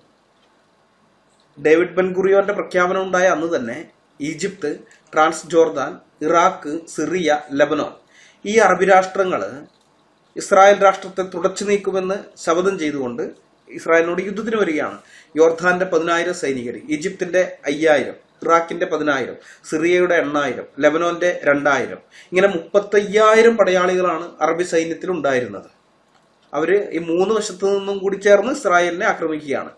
പിറ്റേ ദിവസം മെയ് 15-ാം തീയതി ശനിയാഴ്ച രാവിലെ ഈജിപ്ഷ്യൻ പോർ വിമാനങ്ങൾ ടെൽ അവീവിൽ ബോംബ് വർഷിക്കുകയാണ്. ടെൽ അവീവ് അവരുടെ ഒരു വലിയ പട്ടണമാണ്. ടെൽ അവീവിന്റെ ചരിത്രവും നമ്മളെ അത്ഭുതപ്പെടുത്തുന്നതാണ്, അമ്പരപ്പിക്കുന്നതാണ്. അത് ശൂന്യതയിൽ നിന്ന് അവർ പണിതെടുത്താണ് യഹൂദന്മാര്. ശൂന്യതയിൽ നിന്ന് പണിതത് അക്ഷരാർത്ഥത്തിൽ അത് തന്നെയാണ്. വെറും മരുഭൂമിയായിരുന്ന പ്രദേശമാണ്. ടെൽ അവീവ് പട്ടണം സ്ഥാപിക്കുന്നതിന് മുമ്പൊക്കെയുള്ള ഫോട്ടോസ് ഉണ്ട്. ഷെൽ ലോട്ടറി എന്നൊക്കെ പറഞ്ഞ് നിങ്ങൾ സെർച്ച് ചെയ്താൽ കിട്ടും, ഗൂഗിൾ ചെയ്താൽ മതി. ഷെൽ ലോട്ടറി അറിയേണ്ട ചരിത്രമാണത്. ആ ടെൽ അവീവ് പട്ടണത്തിൽ അവരിങ്ങനെ അങ്ങോട്ട് ബോംബ് കൊണ്ടിടുകയാണ്. ജോർദാൻ രാജാവ് അബ്ദുള്ളയുടെ സൈന്യം കിഴക്ക് നിന്ന് ആക്രമണം അഴിച്ചുവിടുകയാണ്. അതായത് യോർദാന്റെ കിഴക്കുവശത്താണല്ലോ, അപ്പൊ കിഴക്ക് നിന്ന് അവർ ഇങ്ങോട്ടേക്ക് ആക്രമണം വരികയാണ്. വടക്ക് ഭാഗത്ത് നിന്ന് സിറിയയും ലെബനോനും ഇറാഖ്, ഇനി താഴെ നിന്ന് ഈജിപ്ത്, അതായത് തെക്കുവശത്ത് നിന്ന് ഈജിപ്ത്. അപ്പൊ ഇങ്ങനെ എല്ലായിടത്തു നിന്നും 3 ഇടങ്ങളിൽ നിന്നുള്ള ആക്രമണമാണ്. ഇസ്രായേലികളുടെ ശവം ഞങ്ങൾ ഈ മെഡിറ്ററേനിയൻ കടലിൽ ഇടുമെന്നൊക്കെയാണ് ഇവന്മാര് ഡയലോഗ് അടിച്ചിരുന്നത്. ഇസ്രായേൽ എന്ന് പറയുന്ന ആ രാഷ്ട്രം അത് ജനിച്ചു വീണതേ ഉള്ളൂ. ഇസ്രായേൽ രാഷ്ട്രത്തിന്റെ ആ പ്രഖ്യാപനം, രാഷ്ട്രസ്ഥാപനത്തിന്റെ പ്രഖ്യാപനം നടത്തുന്ന സമയത്ത് തന്നെ യുദ്ധമാണ്. ആ ജനിച്ചു വീണ ഇസ്രായേൽ എന്നുള്ള ശിശുവിനെ ആദ്യ ശ്വാസം എടുക്കുന്നതിന് മുമ്പേ തന്നെ കൊന്നു തള്ളുക എന്നുള്ള ഹീന ലക്ഷ്യത്തോടെയായിരുന്നു അറബികൾ യുദ്ധത്തിനിറങ്ങിയത്. ആ യുദ്ധത്തിന്റെ ചരിത്രം അത് വേറെയാണ്, അത് വിശദീകരിച്ച് പറയേണ്ടതുണ്ട്. അതൊക്കെ പറയാവുന്ന സമയം പോകും. ദൈവാനുവദിക്കുകയാണെങ്കിൽ പിന്നീട് എന്തെങ്കിലുമൊക്കെ പറയാം. ഞാനെന്നാൽ അതിന്റെ ധാർമ്മിക വശം പറയാം. ആ യുദ്ധത്തിലേക്ക് വരുന്ന സമയത്ത് അതിന്റെ ഒരു ധാർമ്മിക വശം അല്ലെങ്കിൽ അധാർമികത എന്താണെന്നുള്ളത്. വാസ്തവത്തിൽ ഇങ്ങനെ ഒരു യുദ്ധം നടക്കാൻ പാടില്ലാത്തതായിരുന്നു. ഈ യുദ്ധം നടക്കാൻ ലോകരാഷ്ട്രങ്ങൾ ഒരിക്കലും അനുവദിക്കാൻ പാടില്ലായിരുന്നു. എന്താന്ന് വെച്ചാൽ യഹൂദൻ അവിടെ അതിക്രമിച്ചു കയറി ഒരു രാഷ്ട്രം ഉണ്ടാക്കിയതല്ല. ലോകരാഷ്ട്രങ്ങളുടെ സംഘടനയായ UN അസംബ്ലിയിൽ ചർച്ച ചെയ്ത് വോട്ടെടുപ്പ് നടത്തി. വോട്ടെടുപ്പിൽ 13-നെതിരെ 33 വോട്ടുകൾ എന്ന വ്യക്തമായ ഭൂരിപക്ഷത്തോടെയാണ് യഹൂദന് പലസ്തീനിൽ സ്വന്തമായി ഒരു രാജ്യം സ്ഥാപിച്ചുകൊള്ളാൻ ലോകരാഷ്ട്രങ്ങൾ അനുമതി നൽകിയത്. പ്രത്യേകം ഓർക്കണം, ലോകരാഷ്ട്രങ്ങളാണ് യഹൂദന് ആ ഒരു അനുമതി നൽകിയത്. അങ്ങനെ ലോകരാജ്യങ്ങളുടെ വാക്കും വിശ്വസിച്ചാണ് ഇസ്രായേൽ തങ്ങളുടെ രാഷ്ട്ര രൂപീകരണം പ്രഖ്യാപിച്ചത്. അതുകൊണ്ട് തന്നെ ഇസ്രായേലിനെ തകർക്കാൻ വരുന്ന ഈ രാജ്യങ്ങളെല്ലാം ലോകരാഷ്ട്രങ്ങളുടെ തീരുമാനത്തെയാണ് എതിർക്കുന്നത്. സ്വാഭാവികമായും ഐക്യരാഷ്ട്ര സംഘടനയ്ക്ക് ഈ അറബ് രാജ്യങ്ങളെ തടയാനുള്ള ധാർമ്മികവും നിയമപരവുമായ ചുമതലയുണ്ടായിരുന്നു. ഞങ്ങൾ പറഞ്ഞിട്ടാണ് ഇസ്രായേൽ അവിടെ ഒരു രാഷ്ട്രം ഉണ്ടാക്കിയിരിക്കുന്നത്. ഇതിനകത്ത് വോട്ടെടുപ്പ് നടത്തി. ലോകരാജ്യങ്ങളുടെ വ്യക്തമായിട്ടുള്ള ഒരു നിർദ്ദേശമാണ്. 13-നെതിരെ 33 വോട്ടുകൾ, ഏതാണ്ട് 2/3 ഭാഗത്തോളം വോട്ടുകൾ നേടിയിട്ടാണ് അത് ചെയ്തിരിക്കുന്നത്. അതുകൊണ്ട് നിങ്ങൾ അതിൽ ഇടപെടുന്നത്. ഇപ്പൊ നമുക്കറിയാം, ഒരാൾ മധ്യസ്ഥനായതുകൊണ്ട് ഒരു പ്രശ്നം തീർക്കുകയാണ്. ഒരു പ്രശ്നം ഉണ്ടായി, മധ്യസ്ഥനായിട്ട് ഒരു പരിഹാരം നിർദ്ദേശിച്ചിരിക്കുന്നു. അപ്പൊ അതിൽ ഒരു കൂട്ടർ ആ പരിഹാരം അംഗീകരിക്കാൻ തയ്യാറാണ്. നിങ്ങൾ പറഞ്ഞ ആ പരിഹാരം അനുസരിച്ച് ഞങ്ങൾ ഓക്കെ, ഞങ്ങൾക്കത് അനീതിയാണ്, ഞങ്ങളെ സംബന്ധിച്ച് അത് നീതിപൂർവമായ ഒന്നല്ല, പക്ഷെ കൂടുതൽ പ്രശ്നങ്ങളൊന്നും ഉണ്ടാക്കാൻ ഞങ്ങൾക്ക് താല്പര്യം ഇല്ലാത്തതുകൊണ്ട് നിങ്ങളുടെ ഈ മധ്യസ്ഥത ഞങ്ങൾ അംഗീകരിക്കുന്നു എന്ന് ഒരു കൂട്ടർ പറയുന്നു. മറ്റവൻ ഈ മധ്യസ്ഥന്മാരുടെ ഈ പരിഹാരം അത് അംഗീകരിക്കാൻ തയ്യാറാകുന്നില്ല. അവൻ മധ്യസ്ഥന്റെ വാക്കിനെ തള്ളിക്കളഞ്ഞുകൊണ്ട് ഇവനെതിരെ പ്രശ്നത്തിന് വരികയാണ്. അപ്പൊ മധ്യസ്ഥനായിട്ട് നിൽക്കുന്നവരാവുന്നതിന് അവനെ ഇടപെടണം, അതില് ഇടപെട്ടിട്ട് പിടിച്ചു മാറ്റണം, പറ്റില്ല എന്ന് തന്നെ പറയണം. അപ്പൊ ഈ ഐക്യരാഷ്ട്രസഭയാണ് ഇവിടെ മധ്യസ്ഥനായിട്ട് നിന്നത്. ഇപ്പൊ UN പറയണമായിരുന്നു, എന്താണ്, നിങ്ങൾ ചെയ്യാൻ പാടില്ല, ഇസ്രായേലിനെ ആക്രമിക്കാൻ പാടില്ല എന്ന് പറയണമായിരുന്നു. പക്ഷെ അവർ നോക്കുകുത്തികളെ പോലെ മിണ്ടാതിരുന്നതല്ലാതെ ഇസ്രായേലിനെ ആക്രമിക്കരുതെന്ന് അറബ് രാജ്യങ്ങളോട് പറയാൻ ധൈര്യപ്പെട്ടില്ല. ഇനി ഇടപെട്ടില്ലെങ്കിൽ പോലും അവർക്കൊരു പ്രമേയമെങ്കിലും പാസ്സാക്കാമായിരുന്നു. UN തടഞ്ഞില്ലെങ്കിൽ പോലും ഒരു പ്രമേയമെങ്കിലും പാസ്സാക്കാമായിരുന്നു. അതുപോലും ചെയ്തില്ല. അത് അതിന്റെ അനന്തരഫലം എന്താണെന്നറിയാം? ലോകത്ത് UN വില വെക്കാത്ത ഒരു രാജ്യം ഉണ്ടെങ്കിൽ അത് ഇസ്രായേലാണ്. ഞാൻ മനസ്സിലാക്കിയിട്ടുള്ളത്, ഇവരുടെ ഈ ചരിത്രമൊക്കെ പഠിച്ചപ്പോൾ ഞാൻ മനസ്സിലാക്കിയിട്ടുള്ളത്, UN ജനറൽ അസംബ്ലി ഏറ്റവും കൂടുതൽ റെസൊല്യൂഷൻ പാസ്സാക്കിയിട്ടുള്ളത് ഇസ്രായേലിനെതിരെയാണ്. ഏറ്റവും കൂടുതൽ. ഓരോ റെസൊല്യൂഷനും വരുമ്പോൾ അവർക്കത് പുല്ല് വിലയാണ്, അവരൊക്കെ തള്ളിക്കളയും. അപ്പോ പുല്ലെന്നും പറഞ്ഞിട്ട് മൈൻഡ് ചെയ്യുന്നേ ഇല്ല. അവരവരുടെ ഇതിനങ്ങ് കാര്യങ്ങൾ ചെയ്യും. ഇവര് ഹമാസിന്റെ കാര്യത്തിലായാലും അല്ലെങ്കിൽ ചുറ്റുപാടുള്ള രാജ്യങ്ങൾ, ഏത് രാജ്യം ഇവർ ആക്രമിച്ചാലും, ജോർദാൻ ആയാലും ഈജിപ്ത് ആയാലും ലെബനോൻ ആയാലും സിറിയ ആയാലും ശരി, അവിടേക്ക് കയറി ഇവർ ആക്രമണം നടത്തും. അതല്ലെങ്കിൽ ഇവർക്കെതിരായിട്ട് അനുഭവം ഉണ്ടാക്കുന്നു, ഇറാഖ് അനുഭവം ഉണ്ടാക്കുന്നു, ഇറാൻ അനുഭവം ഉണ്ടാക്കാനൊക്കെ ശ്രമിക്കുമ്പോൾ ഇവർ പോയിട്ട് അവിടെ ബോംബിടുകയും അവരുടെ ആ സ്ഥാപനങ്ങൾ, റിയാക്ടറുകളൊക്കെ തകർത്ത് കളയുകയും ചെയ്യും. അതിന്റെ ബുദ്ധികേന്ദ്രങ്ങളായിരിക്കുന്ന ശാസ്ത്രജ്ഞന്മാരെയൊക്കെ ഇവർ കൊന്നുകളയും. ഇങ്ങനെ പലതും ചെയ്യും. ഇത് ചെയ്യുമ്പോണ്ട് UN റെസൊല്യൂഷൻ പാസ്സാക്കും ഇവർക്കെതിരെ, ഇസ്രായേലിനെതിരെ. ചിരിച്ചു തള്ളാവുന്നേ ഉള്ളൂ. ഒരു എന്താണ്, ടോയ്ലറ്റ് പേപ്പറിന്റെ വില പോലും ഇല്ല ഇതിന്, ആ പാസ്സാക്കുന്ന കടലാസിന്. അത്രേ ഉള്ളൂ. കാരണം എന്താണെന്നറിയോ? ഇതാണ് ഈ സംഭവം. ഇസ്രായേലിന് അന്ന് മനസ്സിലായി, ജനിച്ചു വീണ അന്ന് ഇസ്രായേലിന് മനസ്സിലായി, തങ്ങളെ സംരക്ഷിക്കാൻ ഐക്യരാഷ്ട്രസഭ വരില്ല, ലോകത്തെ ഒരു രാജ്യവും വരില്ല, തങ്ങളെ സംരക്ഷിക്കാൻ തങ്ങൾ മാത്രമേ ഉള്ളൂ, തങ്ങൾ തന്നെ അതിനു വേണ്ടി പൊരുതണം. അതുകൊണ്ട് ഇവരുടെ പുറമേ ഉള്ളവരുടെ വാക്കുകൾക്കൊന്നും ഒരു വില അവർ കൊടുക്കുന്നില്ല. കാരണം ഇവർക്കൊരു പ്രശ്നം വരുന്ന സമയത്ത് ഈ ലോകരാജ്യങ്ങൾ അവരെ സഹായിക്കാൻ വന്നിരുന്നെങ്കിൽ ഇവർ അവരുടെ വാക്കുകൾക്ക് വില കൊടുത്തന്നെ. അത് വന്നില്ല. അതുകൊണ്ട് ഇന്നും അവര് UN ഒരു വിലയും കൊടുക്കുന്നില്ല. അതിനകത്ത് അംഗമാണ്, ഇതൊക്കെ ആയിട്ടൊക്കെ ഇരിക്കുന്നുണ്ടെങ്കിലും അവരുടെ നിർദ്ദേശം, അവരുടെ താല്പര്യം അനുസരിച്ച്, അവരുടെ അജണ്ട അനുസരിച്ച് തന്നെ മുന്നോട്ട് പോകും. അത് അന്നത്തെ ഈ ഒരു സംഭവമാണ് അതിന്റെ പുറകിൽ നിന്നാണ് ഞാൻ ചിന്തിക്കുന്നത്. എനിക്ക് എന്റെ ചരിത്രബോധം അങ്ങനെ വിശ്വസിക്കാനാണ് എന്നെ പ്രേരിപ്പിക്കുന്നത്. നമ്മൾ മനസ്സിലാക്കേണ്ട വേറൊരു കാര്യമുണ്ട്. 20-ാം നൂറ്റാണ്ടിൽ മിക്ക അറബ് രാജ്യങ്ങളും മുസ്ലിം രാജ്യങ്ങളും സ്ഥാപിതമായത് യൂറോപ്യൻ ശക്തികളുടെ കീഴിൽ ഇരുന്നതിന് ശേഷമായിരുന്നുവെന്നും ഈ യൂറോപ്യൻ ശക്തികളുടെ ഇടപെടൽ മൂലമായിരുന്നു എന്നുള്ളതും നിഷേധിക്കാനാവാത്ത വസ്തുതയാണ്. ഇപ്പൊ ജോർദാൻ നമ്മൾ നേരത്തെ കണ്ടു. ബ്രിട്ടൻ എന്ന് പറയുന്ന ഒറ്റൊരു രാജ്യമാണ്, യൂറോപ്പിൽ കിടക്കുന്ന ഒരു രാജ്യമാണ് ജോർദാൻ എന്ന് പറയുന്ന ഒരു രാജ്യത്തെ ഇവിടെ ഉണ്ടാക്കുന്നത്. അതിർത്തി അവരങ്ങോട്ട് വരച്ചിട്ട് ഇത് നിങ്ങൾക്കുള്ളത് ജോർദാൻ. അതുപോലെ ഇറാഖ് ബ്രിട്ടന്റെ കയ്യിലായിരുന്നു, ബ്രിട്ടീഷ് മാൻഡേറ്റ് ആയിരുന്നു അത്. ഇറാഖ് ഉണ്ടാക്കി കഴിഞ്ഞിട്ടുണ്ട് ഈ ജോർദാനിലെ രാജാവ് ഉണ്ടായിരുന്നു. ജോർദാൻ രാജാവിന്റെ അബ്ദുള്ളയുടെ സഹോദരനെ പിടിച്ചാണ് ഇറാഖിലെ ഭരണാധികാരിയാക്കുന്നത്. കുടുംബസ്വത്ത് പോലെ 2 രാജ്യങ്ങൾ അങ്ങോട്ട് വീഴ്ചിട്ട് ഇത് നീ ഭരിച്ചോ, ഇതിന്റെ ചേട്ടൻ ഭരിക്കട്ടെ എന്ന് പറഞ്ഞ് അങ്ങോട്ട് ഇങ്ങോട്ട് 2 കൂട്ടരെ കൊടുക്കുകയാണ്. അതുപോലെ സിറിയ ഫ്രഞ്ചുകാരുടെ കീഴിലായിരുന്നു, ഫ്രഞ്ച് മാൻഡേറ്റ് ആയിരുന്നു അത്. ഫ്രഞ്ചുകാർ, ഫ്രാൻസ് എന്ത് ചെയ്ത് സിറിയ എന്ന് പറയാം, ഭൂപടമൊക്കെ വരച്ചിട്ട് നിങ്ങൾ ഒരു രാഷ്ട്രമായിട്ടിരുന്നു, സിറിയ എന്ന് പറഞ്ഞ രാഷ്ട്രം ഉണ്ടാക്കി. ലെബനോൻ ഇവരുടെ തന്നെയാണ്, ഫ്രഞ്ചുകാരല്ലായിരുന്നു തോന്നുന്നത്, അത് അങ്ങനെ തന്നെ.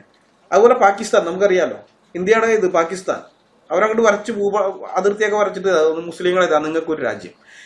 ഇതെല്ലാം യൂറോപ്പിലുള്ള ഏതെങ്കിലും രാജ്യങ്ങളുടെ ഇടപെടൽ മൂലമാണ് ഇങ്ങനെയുള്ള ഈ രാജ്യങ്ങൾ ഇവിടെ ഉണ്ടായി വന്നത്. ഈ രാജ്യങ്ങളൊക്കെ ലോകം അംഗീകരിച്ചു, അറബികളും അംഗീകരിച്ചു. ഒരാളും ചോദിച്ചില്ല യൂറോപ്പിൽ കിടക്കുന്ന ഇവന്മാർക്ക് എന്ത് അധികാരമാണ് ഈ ഏഷ്യയിലൊക്കെയുള്ള രാജ്യങ്ങൾ ഇങ്ങനെ വിഭജിച്ചിട്ട് പുതിയ രാജ്യങ്ങൾ ഉണ്ടാക്കി കൊടുക്കാൻ എന്നൊരാളും ചോദിച്ചില്ല. ആ തീരുമാനത്തെ അംഗീകരിച്ചു. മുസ്ലിങ്ങൾക്ക് അവർക്ക് ഒരു പ്രശ്നവും ഇല്ല. നമ്മളെങ്ങനെ ചോദിച്ചാൽ ഇവർക്ക് ഇങ്ങനെ ഒരു രാഷ്ട്രം ഉണ്ടാക്കാനുള്ള അധികാരം ഉണ്ടോ എന്നൊക്കെ ചോദിച്ചു കഴിഞ്ഞാൽ ഇവർ നമുക്ക് ഇങ്ങോട്ടേക്ക് സ്റ്റഡി ക്ലാസ് എടുത്തു തരും. അന്നത്തെ രാഷ്ട്രീയ സാഹചര്യങ്ങൾ എന്തായിരുന്നു, പൊളിറ്റിക്കലി ആ തീരുമാനത്തിന്റെ പുറകിലുള്ള ന്യായീകരണം എന്താണെന്നൊക്കെ പറഞ്ഞ് കുറെ സ്റ്റഡി ക്ലാസ് ഇങ്ങോട്ട് തരും. ഉണ്ടായ രാജ്യങ്ങളെല്ലാം മുസ്ലിം രാജ്യങ്ങളാണ്. അതാണ് പാകിസ്ഥാൻ ആയാലും സിറിയ ആയാലും ഇറാഖ് ആയാലും ജോർദാൻ ആയാലും ഇങ്ങനെ അവരുടെ ഇത് മുഖാന്തരം ഉണ്ടായിട്ടുള്ള രാജ്യങ്ങളൊക്കെ മുസ്ലിം രാജ്യങ്ങളാണ്. ഇവർക്ക് ഒരു പ്രശ്നവും ഇല്ല തന്നെ. പക്ഷേ ഇസ്രായേൽ ഉണ്ടായത് കേവലം യൂറോപ്യൻ ശക്തികളുടെ ഇടപെടലിലൂടെയല്ല, അല്ലെങ്കിൽ ഒരൊറ്റ യൂറോപ്യൻ രാജ്യമല്ല ഇസ്രായേൽ എന്ന് പറഞ്ഞൊരു രാഷ്ട്രം ഉണ്ടാക്കുന്നത്, മറിച്ച് ഐക്യരാഷ്ട്രസഭയുടെ ഇടപെടലിലൂടെയാണ്. ലോകരാജ്യങ്ങൾ ഒന്നടങ്കമാണ്, ഐക്യരാഷ്ട്രസഭയാണ്. അതിൽ 2/3 വരുന്ന ഭൂരിപക്ഷത്തോടെ 13-നെതിരെ 33 വോട്ടുകൾ വ്യക്തമായ ഭൂരിപക്ഷത്തിൽ ഇസ്രായേൽ എന്ന് പറഞ്ഞൊരു രാഷ്ട്രം ഉണ്ടാകണമെന്ന് ലോകരാജ്യങ്ങളാണ് തീരുമാനിച്ചത്, അല്ലാണ്ട് ഒരൊറ്റ രാജ്യമല്ല. അങ്ങനെ ഉണ്ടായ ഇസ്രായേലിനെ അംഗീകരിക്കുകയില്ല എന്ന് പറഞ്ഞ് യഹൂദന്മാരെ വംശീയോന്മൂലനം നടത്താൻ തുനിഞ്ഞിറങ്ങിയവരാണ് അറബികൾ. ലോകരാജ്യങ്ങളുടെ ഈ ഇതിനെ ഞങ്ങൾ അംഗീകരിക്കില്ല. ബ്രിട്ടൻ വന്ന് അവിടെ സിറിയ ഉണ്ടാക്കി കൊടുത്താലോ, സിറിയ അല്ല, ഇറാഖ് ഉണ്ടാക്കി കൊടുത്താലോ, ജോർദാൻ ഉണ്ടാക്കി കൊടുത്താലോ, അല്ലെങ്കിൽ വേറെ രാജ്യങ്ങളൊക്കെ ഉണ്ടാക്കി കൊടുത്താൽ ഓക്കെ, ഞങ്ങൾക്ക് കുഴപ്പമില്ല, ഞങ്ങൾക്ക് അംഗീകരിക്കും. ഫ്രാൻസ് വന്നിട്ട് സിറിയ ഉണ്ടാക്കി കൊടുത്താൽ, ലെബനോനൊക്കെ ഉണ്ടാക്കി കൊടുത്താൽ അതേ ഞങ്ങൾ അംഗീകരിക്കാം, പ്രശ്നമൊന്നുമില്ല. പക്ഷെ ലോകരാജ്യങ്ങളെല്ലാം കൂടി ചേർന്നിട്ട് അവിടെ ഈ പ്രശ്നത്തിന് ശാശ്വതമായൊരു പരിഹാരം ഉണ്ടാക്കണം. യഹൂദനോട് അനീതിയാണ് കാണിക്കുന്നതെങ്കിൽ പോലും പ്രശ്നമില്ല, ഈ വിഷയം ഒന്ന് തീരണം.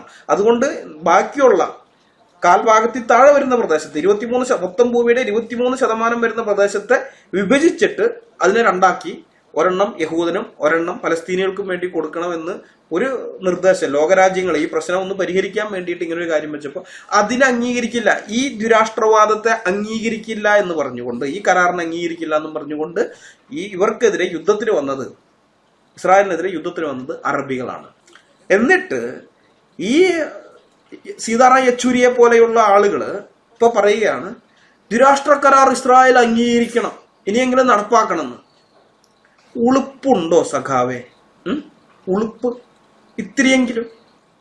നിങ്ങളിത് ആരെടുത്ത് ഇതൊക്കെ പറയുന്നത്? ചരിത്രം അറിയാത്തവരെടുത്താണോ? അല്ലല്ല, ചരിത്രബോധമുള്ള ആളുകൾ ഇവിടെയുണ്ട്.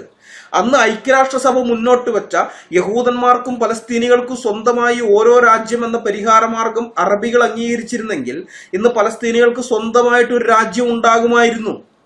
അത് ചെയ്യാതെ അന്ധമായ മതവർഗീയത കൊണ്ട് യഹൂദന്മാർക്ക് ഒരു രാജ്യം ഇവിടെ ഞങ്ങൾ അനുവദിക്കുകയില്ല, യഹൂദന്മാരെ ഞങ്ങൾ മുച്ചൂടും നശിപ്പിച്ചു കളയും എന്ന് പറഞ്ഞ് ആയുധമെടുത്ത് പോരാടി UN നിർദ്ദേശിച്ച ദ്വിരാഷ്ട്ര കരാർ എന്ന പരിഹാര മാർഗത്തെ തള്ളിക്കളഞ്ഞത് യഹൂദന്മാരല്ല സഖാവേ, അറബികളാണ്. യെച്ചൂരി സഖാവേ, അറബികളാണ്. അതുകൊണ്ട് അറബികളോട് പോയി പറയണം, അറബ് ലോകത്തിനോട് പറയണം, നിങ്ങൾ ഇനിയെങ്കിലും അന്നത്തെ UN ദ്വിരാഷ്ട്ര കരാർ പാലിക്കാൻ തയ്യാറാകണമെന്ന്. മനസ്സിലായോ? അറബികൾ യഹൂദന്മാരെ കൊന്നുകൊണ്ട് UN വിഭജന പദ്ധതിയെ നിരസിക്കുന്നതിന് പകരം വിഭജന പദ്ധതിയെ അംഗീകരിച്ചിരുന്നെങ്കിൽ എന്ത് സംഭവിക്കുമായിരുന്നു എന്ന ചോദ്യം ഈ പലസ്തീൻ അനുകൂലികൾ തങ്ങളോട് തന്നെ ചോദിക്കണം, സ്വന്തം മനസാക്ഷിയോട് ചോദിക്കണം. ഇന്ന് ഇസ്രായേലിനെ കുറ്റം പറയാൻ നിൽക്കുന്നതിന് പകരം യുവമാരെയൊക്കെ ന്യായീകരിക്കുക, യുവമാർ ചെയ്യുന്ന ഈ മനുഷ്യത്വ വിരുദ്ധമായ, ഹമാസ് ആയാലും PLO ആയാലും ചെയ്യുന്ന മനുഷ്യത്വ വിരുദ്ധമായ ഈ നരനായാട്ടുകളെയൊക്കെ ന്യായീകരിക്കാൻ നിൽക്കുന്നതിന് പകരം നിങ്ങൾ ചരിത്രബോധം ഉണ്ടെങ്കിൽ നിങ്ങൾ ചോദിക്കണം, അന്ന് UN വിഭജന പദ്ധതിയെ അംഗീകരിച്ചിരുന്നെങ്കിൽ ഇന്ന് ഈ പ്രശ്നങ്ങളൊന്നും ഉണ്ടാകുമായിരുന്നില്ലല്ലോ, അതെന്താ അംഗീകരിക്കാതിരുന്നത്? അത് ആരുടെ ഭാഗത്താണ് തെറ്റെന്ന്? നിങ്ങൾ അതിലും വേണമെങ്കിൽ ഇസ്രായേലിനെ കുറ്റം പറയുമായിരിക്കും. പക്ഷേ പലസ്തീനികൾക്ക് മനസ്സിലായി സ്വന്തമായിട്ട് രാജ്യമില്ലാതെ ഇപ്പോഴും നടക്കുകയാണല്ലോ, അവർക്ക് പാസ്പോർട്ട് പോലും ഇല്ല, ട്രാവൽ ഡോക്യുമെന്റേ ഉള്ളൂ, പാസ്പോർട്ടൊന്നും ഇല്ല, സ്വന്തമായൊരു രാജ്യമില്ല, പൗരത്വമില്ല. അങ്ങനത്തെ ഒരു ജനതയായിട്ട് അവർ മാറിയിരിക്കുന്നതുകൊണ്ട് അവർക്ക് മനസ്സിലായി അന്ന് മൂത്താപ്പന്മാർ ചെയ്തത് മണ്ടത്തരമായി പോയിന്ന്. അവർക്ക് മനസ്സിലായി. ന്യായീകരിക്കാൻ നടക്കുന്നവർക്ക് മനസ്സിലായോ ഇല്ലെന്ന് എനിക്കറിയില്ല. അവർക്ക് മനസ്സിലായി ഞാൻ വെറുതെ പറയുന്നതല്ല. അതാ തെളിവ്. ഇത് 2011 ഒക്ടോബർ 28 ന്യൂയോർക്ക് ടൈംസിൽ വന്ന വാർത്തയാണ്. UN നിർദ്ദേശിച്ച വിഭജന പദ്ധതിയെ അന്ന് തള്ളിക്കളഞ്ഞത് അറബികൾ ചെയ്ത തെറ്റാണെന്നാണ് പലസ്തീൻ പ്രധാനമന്ത്രി മഹ്മൂദ് അബ്ബാസ് പറഞ്ഞത്. മഹ്മൂദ് അബ്ബാസേ പറഞ്ഞാണ് അന്ന് അത് ചെയ്തത് തെറ്റായിപ്പോയി, പക്ഷെ അന്നത്തെ ആ തെറ്റിന് കൊല്ലം കഴിഞ്ഞിട്ട് ഞങ്ങളെ ശിക്ഷിച്ചുകൊണ്ടിരിക്കുകയാണോ എന്നൊക്കെയാണ് ചോദ്യം. ഇരവാദക്കരച്ചിൽ ഇവരുടെ മെയിൻ ആണല്ലോ, ഇരവാദമാണല്ലോ ഇവരുടെ മെയിൻ. എന്നിട്ട് അത് അന്നത്തെ കാലത്തല്ല, അത് ഇത്രയും കൊല്ലം കഴിഞ്ഞിട്ട് ഞങ്ങളെ പിന്നെ ശിക്ഷിച്ചുകൊണ്ടിരിക്കുകയാണോ, അത് അന്ന് കഴിഞ്ഞു പോയില്ലെന്ന്. അതിനുശേഷം ഇസ്രായേലിനെ കൊല്ലാൻ വന്നത്, ഇസ്രായേലിനെ നശിപ്പിക്കാൻ വന്നത്, ഇസ്രായേലിനെതിരെ ഇത്രയും യുദ്ധം നടത്തിയത്, പല പല കാര്യങ്ങളുണ്ട്. ഇതൊക്കെ മറന്നിട്ട് ചോദിക്കുക അന്ന് ഞങ്ങളുടെ മൂത്താപ്പമാർക്ക് തെറ്റുപറ്റിപ്പോയി, അതിന് ഇന്ന് ഞങ്ങളെ ശിക്ഷിക്കുന്നതിന് വലിയ കാര്യമുണ്ടോ? അന്നത്തെ അവരുടെ ചരിത്രപരമായ മണ്ടത്തരം നമുക്ക് മാത്രമല്ല സഖാവെ, അവർക്ക് സംഭവിച്ചിട്ടുണ്ട് കേട്ടാ. അപ്പൊ ആ ചരിത്രപരമായ മണ്ടത്തരത്തിന് ഇന്ന് ഇസ്രായേലിനെ കുറ്റപ്പെടുത്തിയിട്ട് വല്ല കാര്യമുണ്ടോ സഖാവെ? വല്ല കാര്യമുണ്ടോ? സത്യം പറഞ്ഞാൽ അന്ന് മാത്രമല്ല ഇന്നും ദ്വിരാഷ്ട്ര കരാർ നടപ്പാക്കണമെന്നതാണ് ഇസ്രായേലിന്റെ ആവശ്യം. ഇസ്രായേലിന്റെ ആവശ്യം അതാണ്. അതിനെ എതിർക്കുന്നത് അറബ് രാജ്യങ്ങളും മുസ്ലിം രാജ്യങ്ങളുമാണ്. പലസ്തീനെ ഒരു രാഷ്ട്രമാക്കണം, പലസ്തീനെ ഒരു രാജ്യമാക്കണമെന്ന് ആവശ്യപ്പെടുന്നതിൽ പ്രധാനപ്പെട്ട ഇതെന്ന് പറയുന്നത് ഇസ്രായേൽ തന്നെയാണ്. ഇസ്രായേലിന്റെ ആവശ്യമാണത്. ഇവരൊരു രാഷ്ട്രമായിരിക്കണം, ഈ പലസ്തീൻ ഒരു രാജ്യമായി തീരണം എന്നുള്ളത്. കാരണം പലസ്തീൻ ഒരു രാജ്യമായി മാറിയാൽ അതിന്റെ ഏറ്റവും വലിയ നേട്ടം ഇസ്രായേലിനായിരിക്കും. അതറിയാവുന്നത് കൊണ്ടാണ് അറബ് രാജ്യങ്ങളും മുസ്ലിം രാജ്യങ്ങളും ഒക്കെ ഇതിനെ എതിർക്കുന്നത്. അത് എങ്ങനെയാണ് ഇസ്രായേലിന്റെ ആ നേട്ടം എന്ന് ഞാൻ പറഞ്ഞുതരാം. പലസ്തീൻ ഒരു സ്വതന്ത്ര പരമാധികാര രാഷ്ട്രമായിരുന്നെങ്കിൽ അതിലെ പൗരന്മാർക്ക് മറ്റൊരു സ്വതന്ത്ര പരമാധികാര രാഷ്ട്രമായിരിക്കുന്ന ഇസ്രായേലിനെതിരെ നമ്മൾ 2 ദിവസം മുമ്പ് കണ്ടല്ലോ, അതുപോലെയുള്ള ആക്രമണങ്ങൾ നടത്താൻ സാധിക്കുകയില്ല. നിങ്ങളൊന്ന് ചിന്തിച്ചാൽ മതി. നമ്മൾ ഇന്ത്യക്കാരാണ്, ഇന്ത്യ ഒരു സ്വതന്ത്ര പരമാധികാര രാഷ്ട്രമാണ്. തൊട്ടപ്പുറത്ത് രാജ്യങ്ങൾ ഇഷ്ടം പോലെ ഉണ്ടല്ലോ, അതിർത്തി പങ്കിടുന്ന രാജ്യങ്ങളുണ്ട്. പാകിസ്ഥാനുണ്ട്, ബംഗ്ലാദേശ് ഉണ്ട്, ബർമയുണ്ട്, ഭൂട്ടാനുണ്ട്, നേപ്പാളുണ്ട്, ചൈനയുണ്ട്, പാകിസ്ഥാനൊക്കെ ഉണ്ട്. അപ്പൊ അതിനകത്ത് ചില രാജ്യങ്ങളൊക്കെ നമ്മുടെ ശത്രു രാജ്യങ്ങളുമാണ്. അപ്പൊ ഇവിടെയുള്ള ഇന്ത്യൻ പൗരന്മാർ കുറച്ചു പേര് ചൈന നമ്മുടെ ശത്രു രാജ്യമാണ് അല്ലെങ്കിൽ പാകിസ്ഥാൻ ശത്രു രാജ്യമാണ് എന്ന് പറഞ്ഞുകൊണ്ട് അവിടുത്തെ ആ അതിർത്തിയൊക്കെ ഭേദിച്ച് അങ്ങോട്ടേക്ക് കടന്ന് അവിടെ കാണുന്ന സിവിലിയൻസിനെ, പാകിസ്ഥാനിലേക്കാണ് അങ്ങ് കയറുന്നതെന്ന് വെച്ചോ, പാകിസ്ഥാനിൽ കാണുന്ന സിവിലിയൻസിനെയൊക്കെ അങ്ങോട്ട് കാണുന്നിടത്ത് വെച്ച് കൊല്ലുന്നു. ആ ജനക്കൂട്ടത്തിനിടയിലേക്ക് കയറിയിട്ട് മുംബൈ ആക്രമണത്തിൽ അവർ ചെയ്തതുപോലെ അവർ അത് തന്നെയാണ് ഇങ്ങോട്ട് ചെയ്തത്, മുംബൈ ആക്രമണത്തിൽ ചെയ്തത്. അതേപോലെയൊക്കെ നമ്മൾ അങ്ങനെ ചെയ്തെങ്കിൽ, ഇവിടെയുള്ള ആളുകൾ അങ്ങോട്ട് ചെയ്തെങ്കിൽ ഐക്യരാഷ്ട്രസഭയിലെ ഇന്ത്യയുടെ പ്രതിനിധി സമാധാനം പറയേണ്ടി വരും. മനസ്സിലായ? അങ്ങനെ ചെയ്യാൻ പറ്റുകയില്ല. അത് തടയാൻ വേണ്ടി കൂടിയാണ് നമ്മുടെ പട്ടാളക്കാർ അവിടെ നിൽക്കുന്നത്. അവിടെ നിന്ന് ഇങ്ങോട്ട് വരുന്നത് മാത്രമല്ല, ഇവിടെ നിന്ന് അങ്ങോട്ടേക്ക് നമ്മൾ പോകരുതെന്നുള്ളതാണ്. അവരത് ചെയ്യുന്നില്ല. അതുകൊണ്ടാണ് നുഴഞ്ഞുകയറ്റക്കാർ അവിടെ ഇങ്ങോട്ടേക്ക് കടത്തി വിട്ടുകൊണ്ടേയിരിക്കുന്നത്. പാകിസ്ഥാനികൾ ചെയ്യുന്നത് ജിഹാദാണല്ലോ. അതുകൊണ്ട് അവരത് ഇങ്ങോട്ടേക്ക് നുഴഞ്ഞുകയറ്റക്കാരെ വിടും. പക്ഷെ നമ്മുടെ പട്ടാളം ഒരിക്കലും ഇവിടെ നിന്ന് അങ്ങോട്ടേക്ക് ആളുകളെ വിടുകയില്ല. അത് ചെയ്യാൻ പാടില്ല. അത് ചെയ്തു കഴിഞ്ഞാൽ അവിടെ ലോകരാജ്യങ്ങളുടെ മുമ്പിൽ സമാധാനം പറയേണ്ടി വരും. അപ്പൊ ഇവരൊരു സ്വതന്ത്ര പരമാധികാര രാഷ്ട്രമായിരുന്നെങ്കിൽ, ഈ പലസ്തീൻ എന്ന് പറയുന്നത് ഒരു സ്വതന്ത്ര പരമാധികാര രാഷ്ട്രമായിരുന്നെങ്കിൽ ഇതുപോലുള്ള കാര്യം ചെയ്യാൻ പറ്റില്ല.